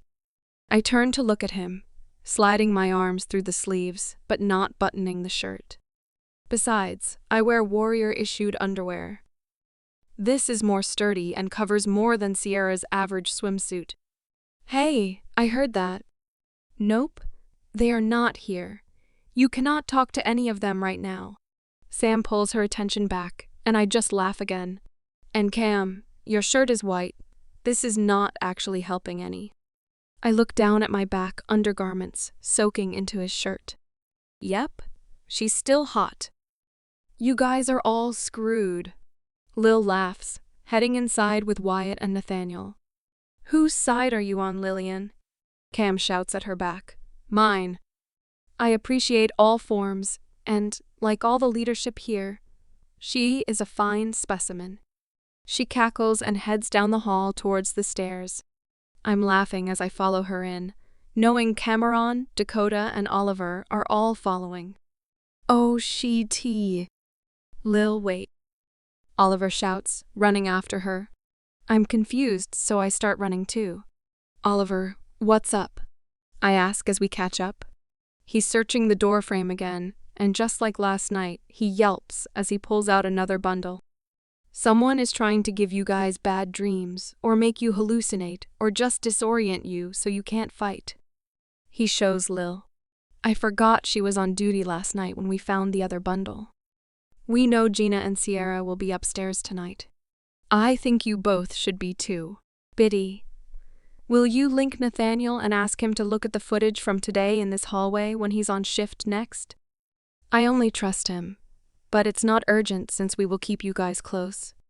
All of our stuff is in there though. Lil protests. It's not worth it after what we saw last night. I don't know if it was only an effect if you were sleeping, or if it's another one of those cross the barrier things. You can borrow clothes tonight. Let's go. There's no question or room for argument from Lil or I. Oliver steers her towards the door to the third floor, and I'm pushed forward with each of the twins having a hand on my back.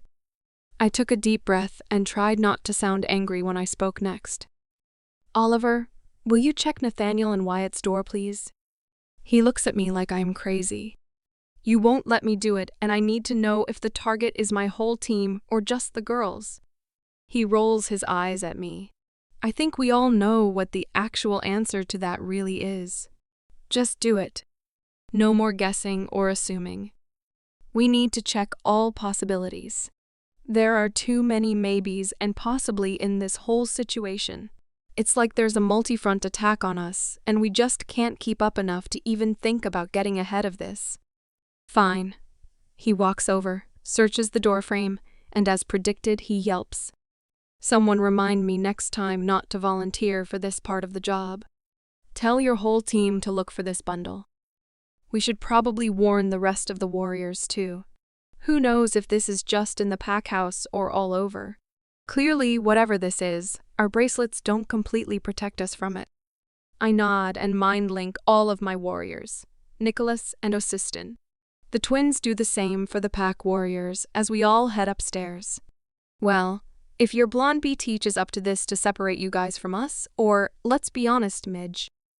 She sucks at her job because it's making all of us closer. Lil laughs. We all divide.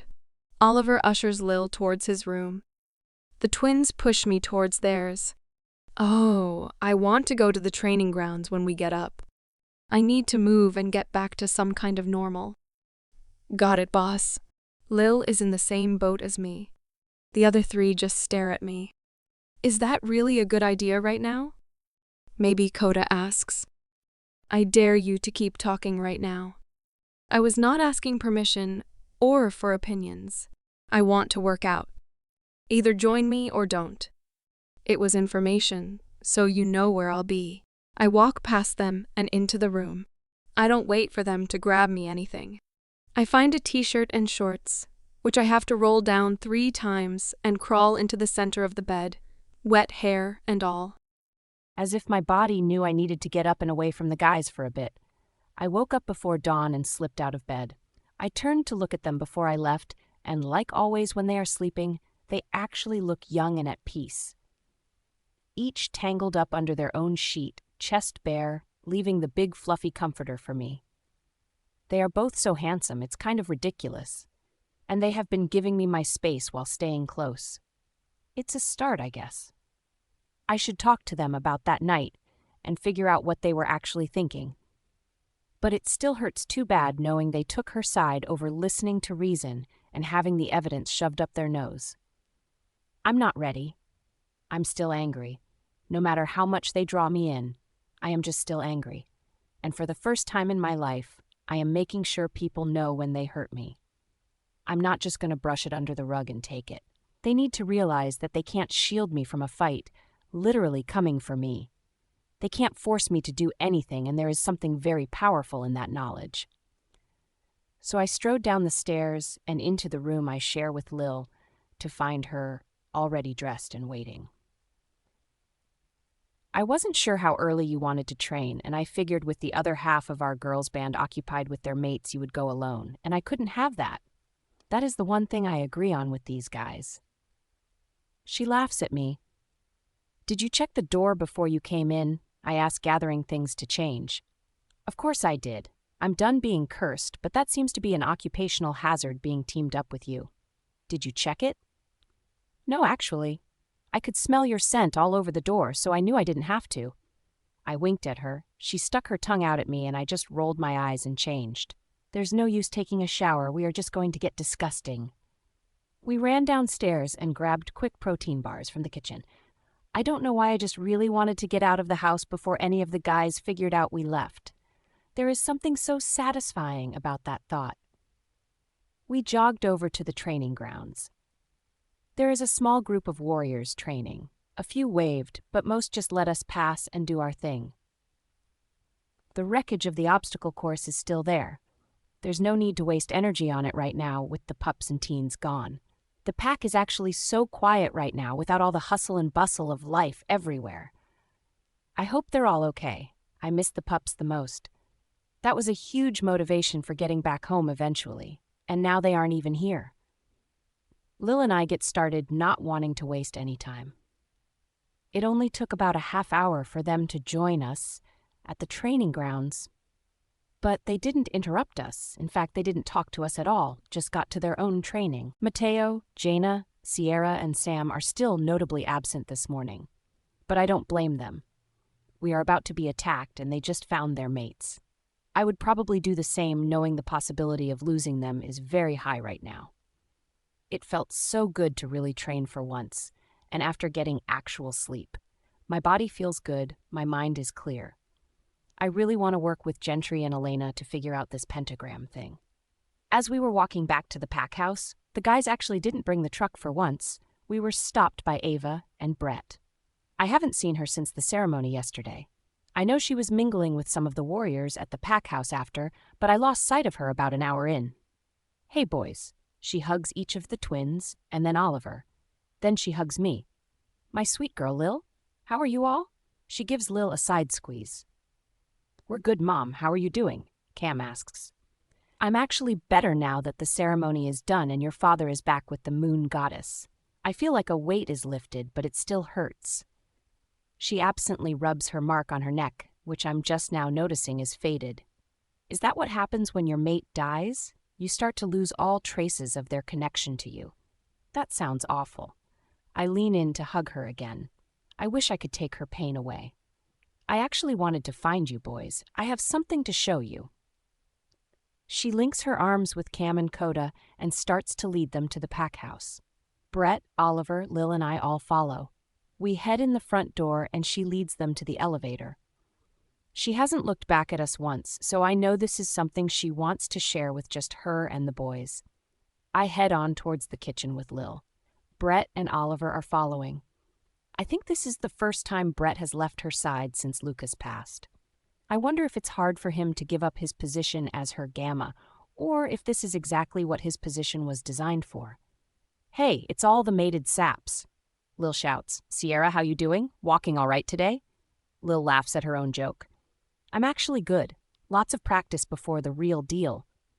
Sierra winks back. I can't say if I will ever join into their sexual innuendo banter, but at least I don't feel like my face is on fire out of embarrassment. The rest of my friends laugh. You good, Biddy? You're a little red there. Oliver traces a finger on one of my cheeks, which of course makes it worse. I stand corrected. It still makes me so uncomfortable I turn into a tomato. Yup. I walk over to make a plate for lunch with the rest of my friends laughing at me. So Sam, did you even make it all the way upstairs before you marked your girl? Lil asks, taking the attention away from me, thank the goddess.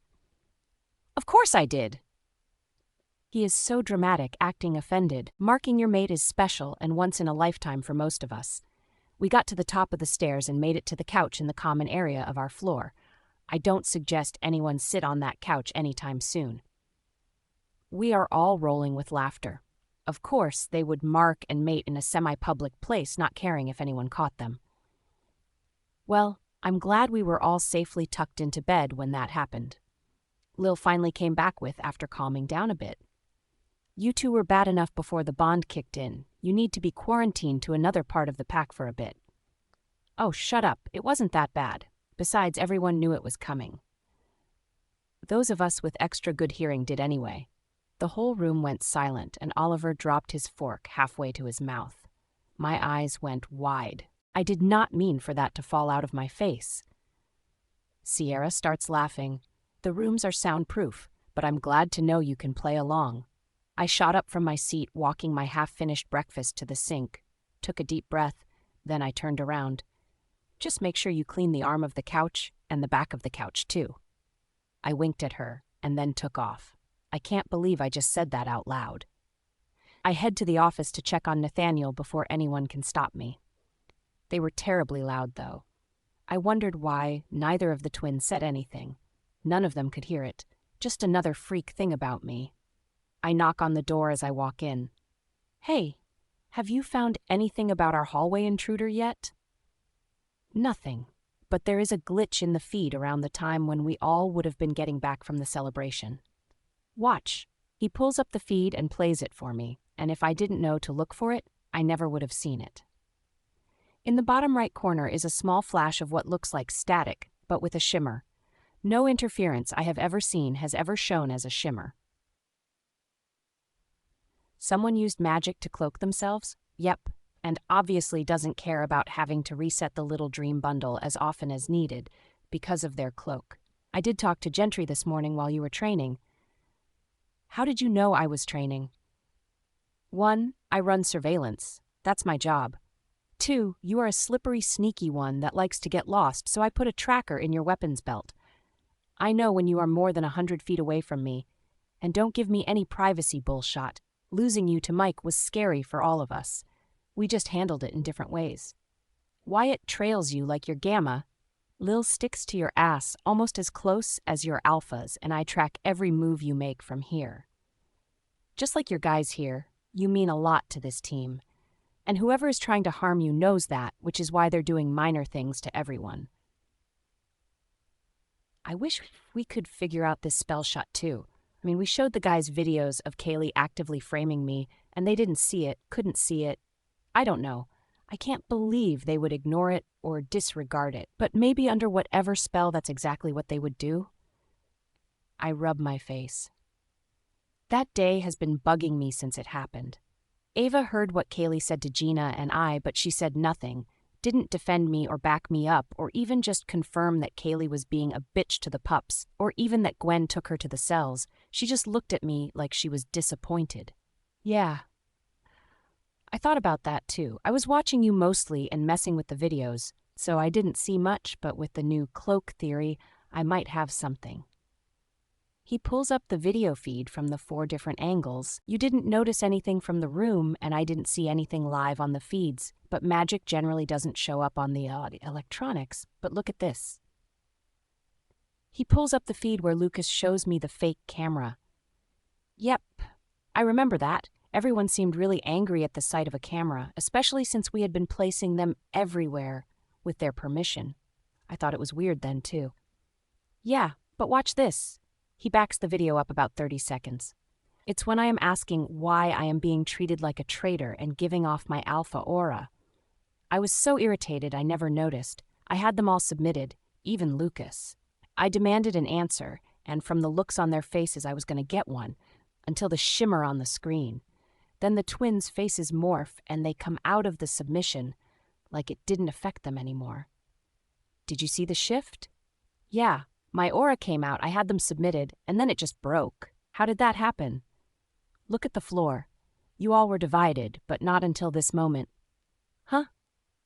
Up until then, Cameron, Dakota, and Lucas were all behind the desk, but Ava was leaning against the side, halfway to you and halfway to them.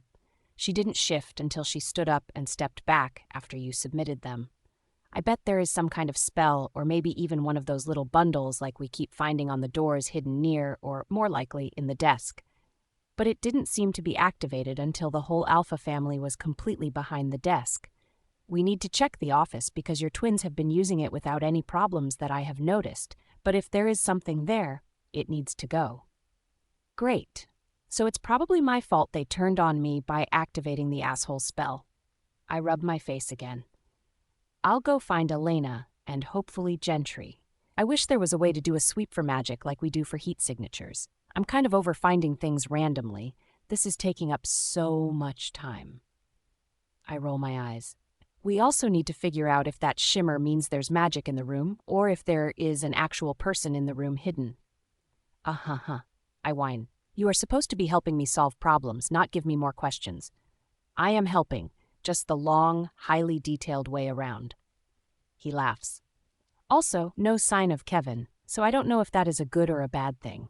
Kaylee has been around, but really out of place, I think. She goes to the training grounds, but sits in the stands. She doesn't talk to anyone, and I can't tell who or what she's watching, but we can all probably guess. She's been by the pack house too, but I really only see her in the kitchen and dining room for meals. Her behavior is off, for sure. I wouldn't even know what to do with her anyway. What are you talking about? She abused you for your whole life, tried to kill you or seriously injure you enough to leave the pack. She clearly pegged you as her competition for some reason and really early. I would beat her all the way she beat me if I was you. But there's something so wrong with her, though.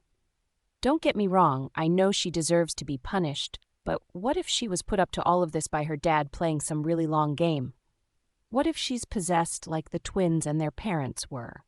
All her screeching and yelling and demanding was just for show, that I'm sure of, and what in the world would make her think I was any kind of competition? Are you seriously asking me that right now? Like a real question? Sure. What do you think? That you're insane. From what everyone says, you have been beast moding it out of necessity since forever. You didn't have to get stronger. That's what you chose. Many people in that situation would have caved into the depression and wasted away. Not you, Midge. You just keep blowing everyone out of the water. That's the kind of competition you are to Kaylee.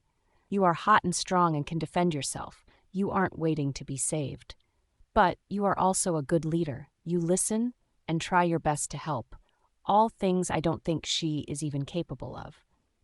I think that is the most words I have heard out of his mouth ever that didn't have to do with programming or surveillance, and I am speechless. That's new. I don't think you've ever not had a comeback or answer to something. It's all true, though. You walked into this pack, covered in blood, fresh from a fight, after disappearing. He gives me a look. I do want that whole story, by the way. And just started giving orders like you weren't gone for 2 years and you own the place. Even your Alpha and Luna just took direction from you. That's impressive. I rolled my eyes again and then deflected. When are you done? I want to show this to Alina and Gentry and see what they think about this and the pentagram, 'cause I have a feeling we don't stand a chance against Mike, let alone the Rogue King, with that thing actively working against us. Lil is on next, then Gina. I don't trust anyone but us in here right now, so it's just the 4 of us running Overwatch. I nod my head in agreement. Did you check this office for secret little bundles of herbs? I smiled at him. Of course I did. There wasn't anything here. And that makes me think that whoever is setting them is very limited in their thinking. They didn't target the Luna, only the Alpha, probably assuming that he would control everyone.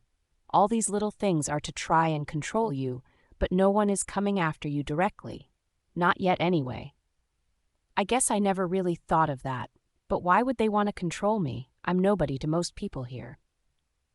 I really want to hit you right now, but I like having all of my teeth. Why are we hitting Midge? Lil asks, walking into the room, because she thinks she's nobody to most people in this pack. He air quotes at her. Yep, smack her. Not a chance. I like living and having the use of all my fingers. Do you remember the guy in Arizona who tried to touch her ass? His hand will never be right again. He looks terrified and Lil is openly laughing. That guy had it coming.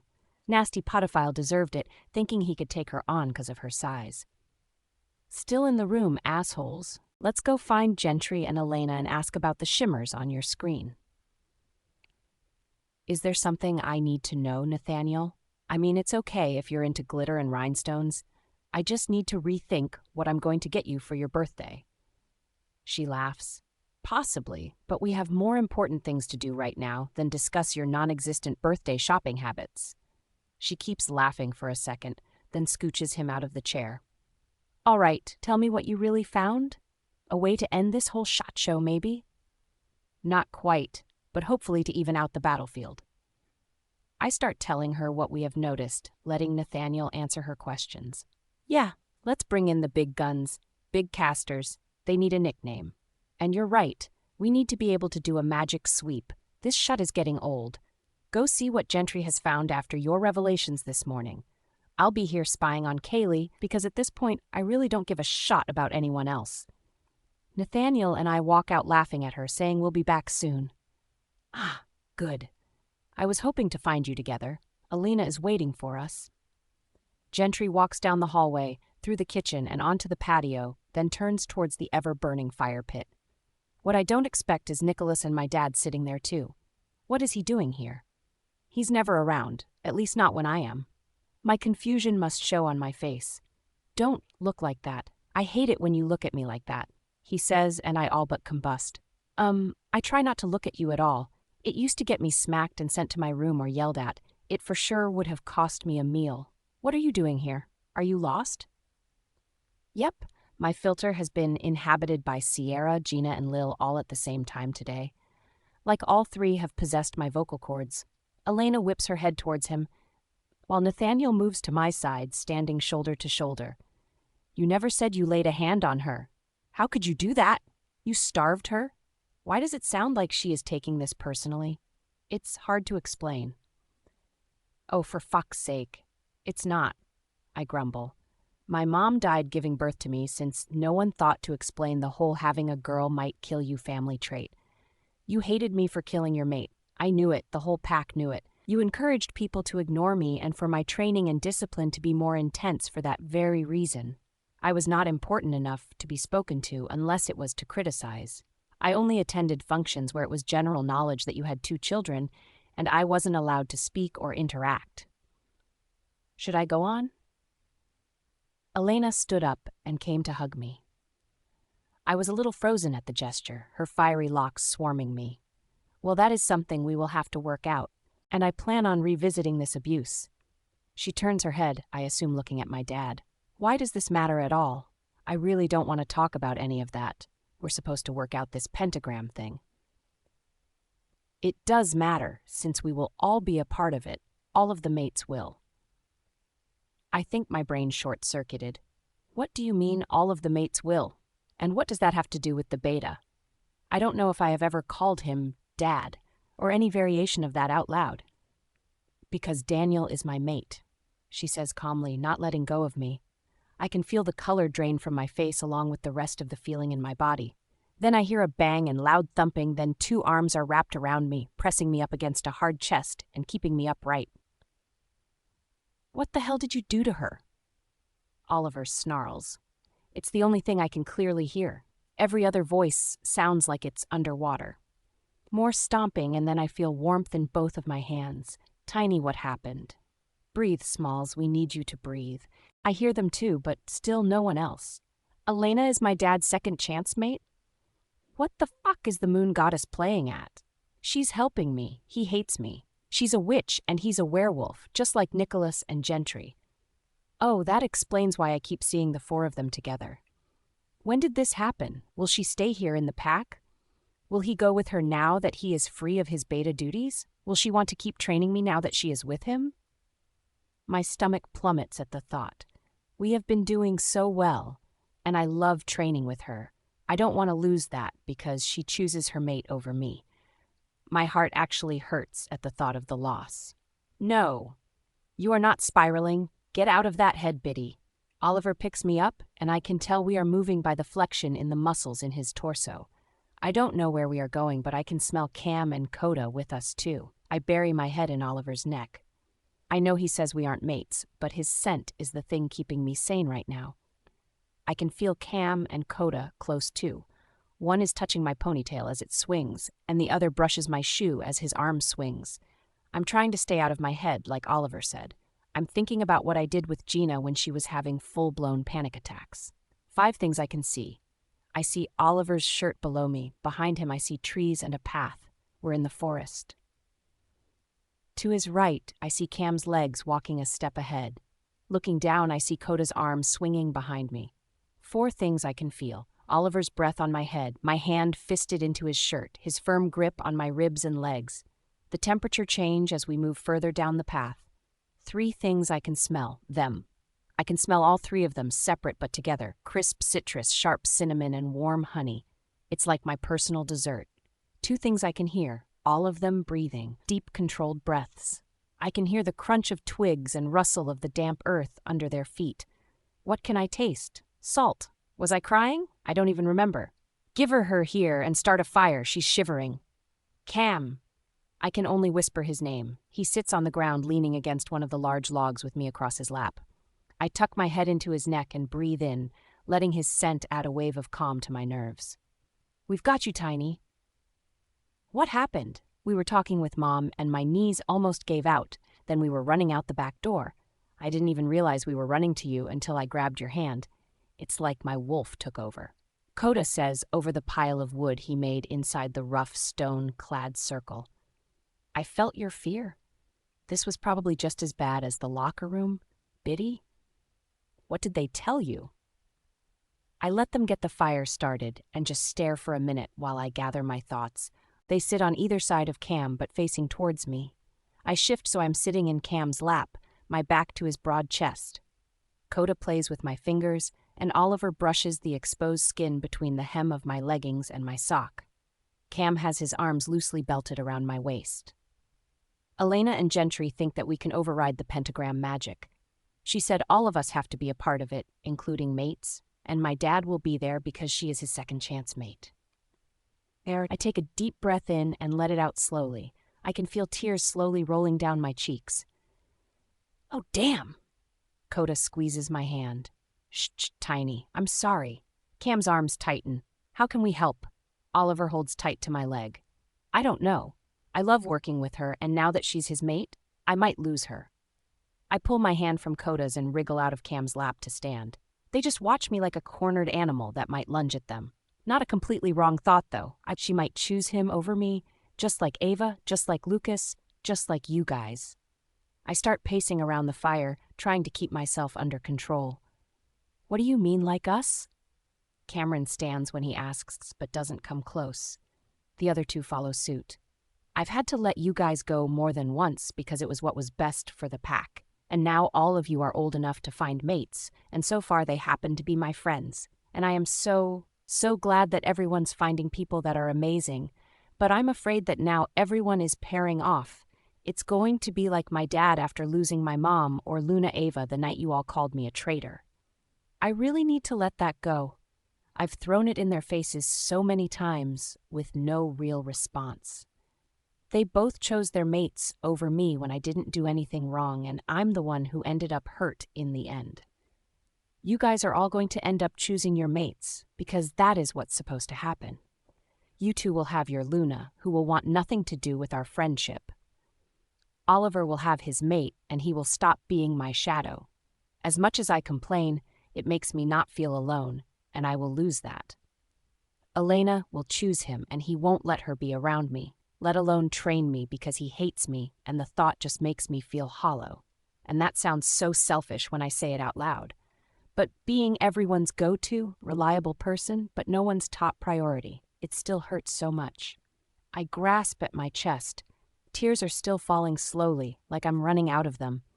I can't look at any of them after that tantrum. I feel like a brat, but I can't hide the feeling or stuff it in the back of my head. I think the situation in the office with Lucas and Ava, and then replaying it with Nathaniel, brought it all bubbling to the surface again. And now I am overflowing with that insecure voice that sounds so much like a mixture of my dad and Kaylee telling me I'm not important enough to be a priority to anyone. I am just a tool to be used and then forgotten.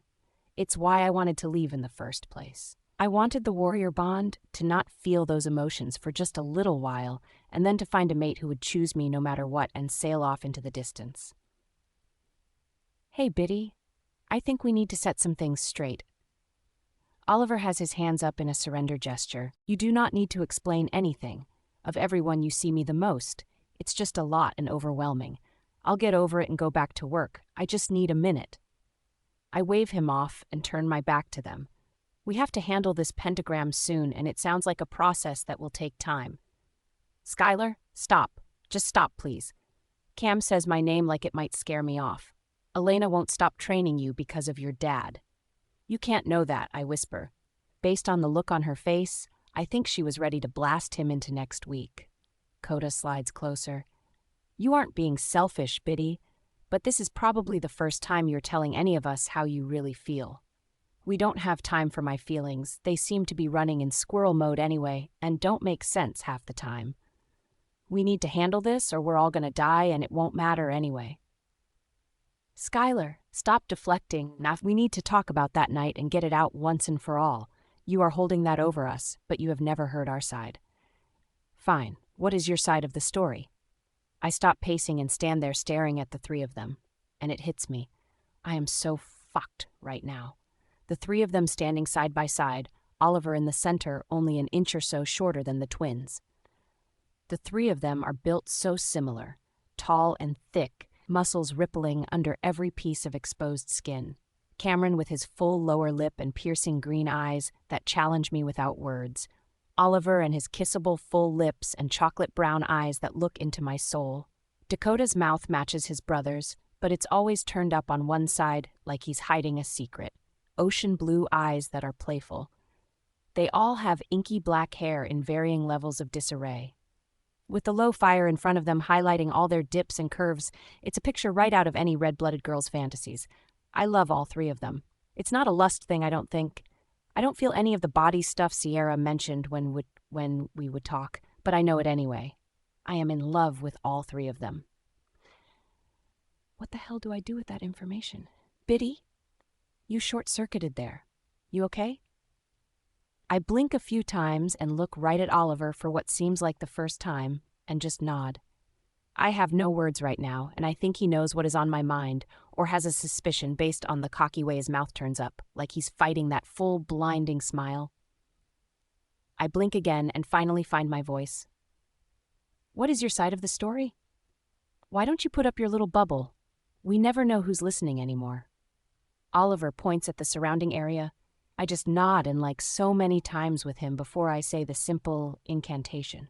Things like this feel natural and easy. The twins look between the two of us. Dakota rolls his eyes and Cam takes a deep breath. You know that we have talked to Nathaniel and Wyatt. I wish we could have talked to you too, but that wasn't possible until recently. We also talked to Mom and Dad about that night. Cam starts. We are all still standing, them on one side of the fire and I'm on the other. I can't be near them right now. What's on the videos that Nathaniel has is not what we remember, but if there was magic at play... What am I saying? Since there was magic at play, our reactions wouldn't make any sense to you. Kota finishes. Let's just start at the beginning and we can figure out where things got messed up. Oliver suggests. I'm pretty sure I have the answer to that already. They all look at me. Nathaniel, Wyatt, and Lil have been going over the video from that night, but we have also been looking into the situation on the second floor with the bundle, and we found a similarity, and we have a theory. Nathaniel is working on that right now.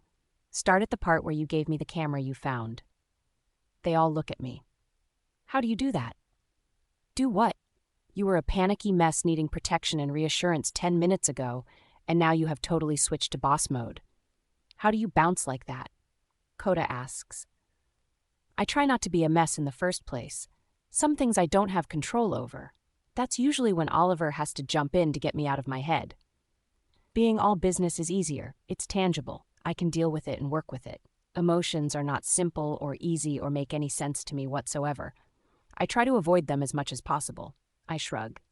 Fucking superhero. Cam mumbles and Oliver huffs a laugh. You guys came for me today too. Why am I trying to placate them? I internally give myself an eye roll. Anyway, we found this shimmer in the corner of the camera view when we were going over feeds on the second floor, and Nathaniel found the same shimmer in the feeds from the Alpha's office from that night. We can't record magic yet, but we think that might be him catching magic that is in place or maybe showing signs of magic in the space. He's checked out other camera views from other days and found similar shimmers when he knew magic was being used. So something was going on that night. How do you know it happened when we showed you the camera? It was actually right after that when I got angry and submitted you all. Wait, you guys didn't tell me she did that. Oliver's accusatory tone at least lets me know he's been playing go-between for us. Would you tell anybody that your 120-pound, 5'0" beta/alpha warrior submitted the entire alpha family? Because no one outside this group gets to hear that. Kota snarks at him. Before anything else can distract us, I go on. Anyway, when I let out my aura, the Luna stepped behind the desk. It was the first time all four of you were separated from me by the desk. The theory is that something was activated then. So I basically did this to myself after losing my temper. I was having Nathaniel show you the different feeds, but what were you seeing? We are going to jump back to the you were giving Nathaniel orders from the Alpha's sealed office thing first. I rolled my eyes for real this time. Have you not figured out yet that my abilities supersede anything you have set up in this pack for protection? I can always contact my team. So yes, that night I did to prove our innocence. Now, what did you see? We saw you placing cameras, but the image was blurry. You also confessed to spying because you thought we were weak and none of us deserved to run this pack. Cameron seems to be trying to hold his anger in. Dakota, however, wears his emotions on his sleeve. You said you were glad you met the Rogue King and couldn't wait to get back to him. He looks so sad and distraught. He scrubbed his hands over his face. Obviously, Nathaniel has showed us the videos with sound, and you said nothing like that, but that was probably the worst kind of torture ever, Smalls. They all just go quiet. Was that it? Seriously? The conversation was so much longer than that. I told you with my brand I can't lie to Alpha, Reggie. I showed the scars on my back, the ones Kaylee gave me. You all just stood there. Tiny, you said you were disappointed to be associated with this pack, that helping us was bullshit and you were only assigned here because you're from here. You said you never wanted to come back, that you were better off being as far away as possible. Well, that helps explain their behavior in the office that night. What about out on the porch when Kaylee and Kevin were talking to us? Kaylee outright called me a traitor. She knew I was questioned. I didn't even think about that until just now. I know there was some kind of magic on the pack house itself. I could actually see it. Oliver, I think you saw it too. Oliver just nods his head. I saw her talking to you. I wasn't in earshot, though. Then you got pissed, and your eyes flashed, and they were down on their knees. You told them they chose the wrong enemy. I did tell them that. Kevin tried to tell me I wasn't welcome in their pack, and I should know how to treat a future Luna. I chanced to look at the twins, trying to gauge their reactions. Her and this Luna shot. She has been going on about being our Luna since the 6th grade. We didn't even care then. Dakota is pacing now, frustrated. You know her dad told us before we left the summer after 8th grade that he would be all right if we wanted to sleep with her. Said she would be up for anything we wanted. I knew it wasn't right at the time, but we were leaving, and then I forgot about it. But he was basically worrying her out to us, I'm sure hoping we'd get her pregnant. He shivered. You did sleep with her, though, didn't you? I mean, I guess I shouldn't put much stock in rumors, but that would be one I would believe. Once, we have only ever been with her once, and no, we didn't take her together. We were both too drunk for that kind of coordination. Cam doesn't look at me. I remember Oliver mentioning the tequila. Yep, and we haven't had it since. I vaguely remember it, enough to know I did, but that was it. Yeah, I really don't need any of those details. She hasn't let it go, though. She has pulled us in empty classrooms, closets, and the locker room at school, trying to catch us off guard. She used to sneak up to our rooms, which is why we have the keypad now, but somehow she kept figuring out the code. Dakota rolled his eyes. The day in the hospital with Dad. Cam looks me in the eye now. I have never had little Dakota shrink up so fast in my life. We had to kind of fight her off, and then we all were told to go to the training grounds to talk about the trials. Then this fucker made out with you in front of everyone and all hell broke loose. We didn't make out and it was my birthday. Why have you kept her around if she is such a problem? It's probably my biggest question. We can't just kick people out for being annoying and chasing us. But she has harmed people in the pack, not just me. Ben's daughter had her leg broken, and so many other kids were hurt, although I think my injuries have been the worst. The twins look at each other and at Oliver. They are trying to come up with an answer for me, but I can see it in their eyes. They don't have one. I want to cry all over again. Cam finally takes a deep breath after way too much time and is the one to fall on the sword. She's been smart about what she's done. No one can prove things she did in the past, and everyone she messed with is too afraid to come forward. At least now we have something to work with. Yep, when no one in the pack is here for a trial. I shake my head. Whatever, you guys know the truth now at least. It's something. We need to go and handle this fucking pentagram. Wait, you said you saw a shimmer of magic on the pack house the night you left. Is it still there? Coda asks. And what about the people we rescued? Are they being tracked magically? No one went over shit like this when we were at training. Yeah, magic is a lot, especially when no one really explains it until you have to just use it and hope that you're working it right.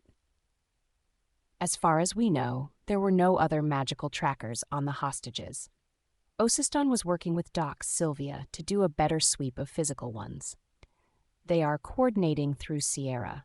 I haven't noticed anything more on or at the pack house, but I'm sure if there was Gentry and Alina would have handled it. They seem to be pretty offended about the magic being used on innocents, too.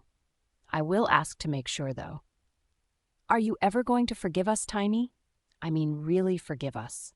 No one deserves to be treated the way that you have, but we can't go back and fix it or change it. We're obviously learning from it the hard way.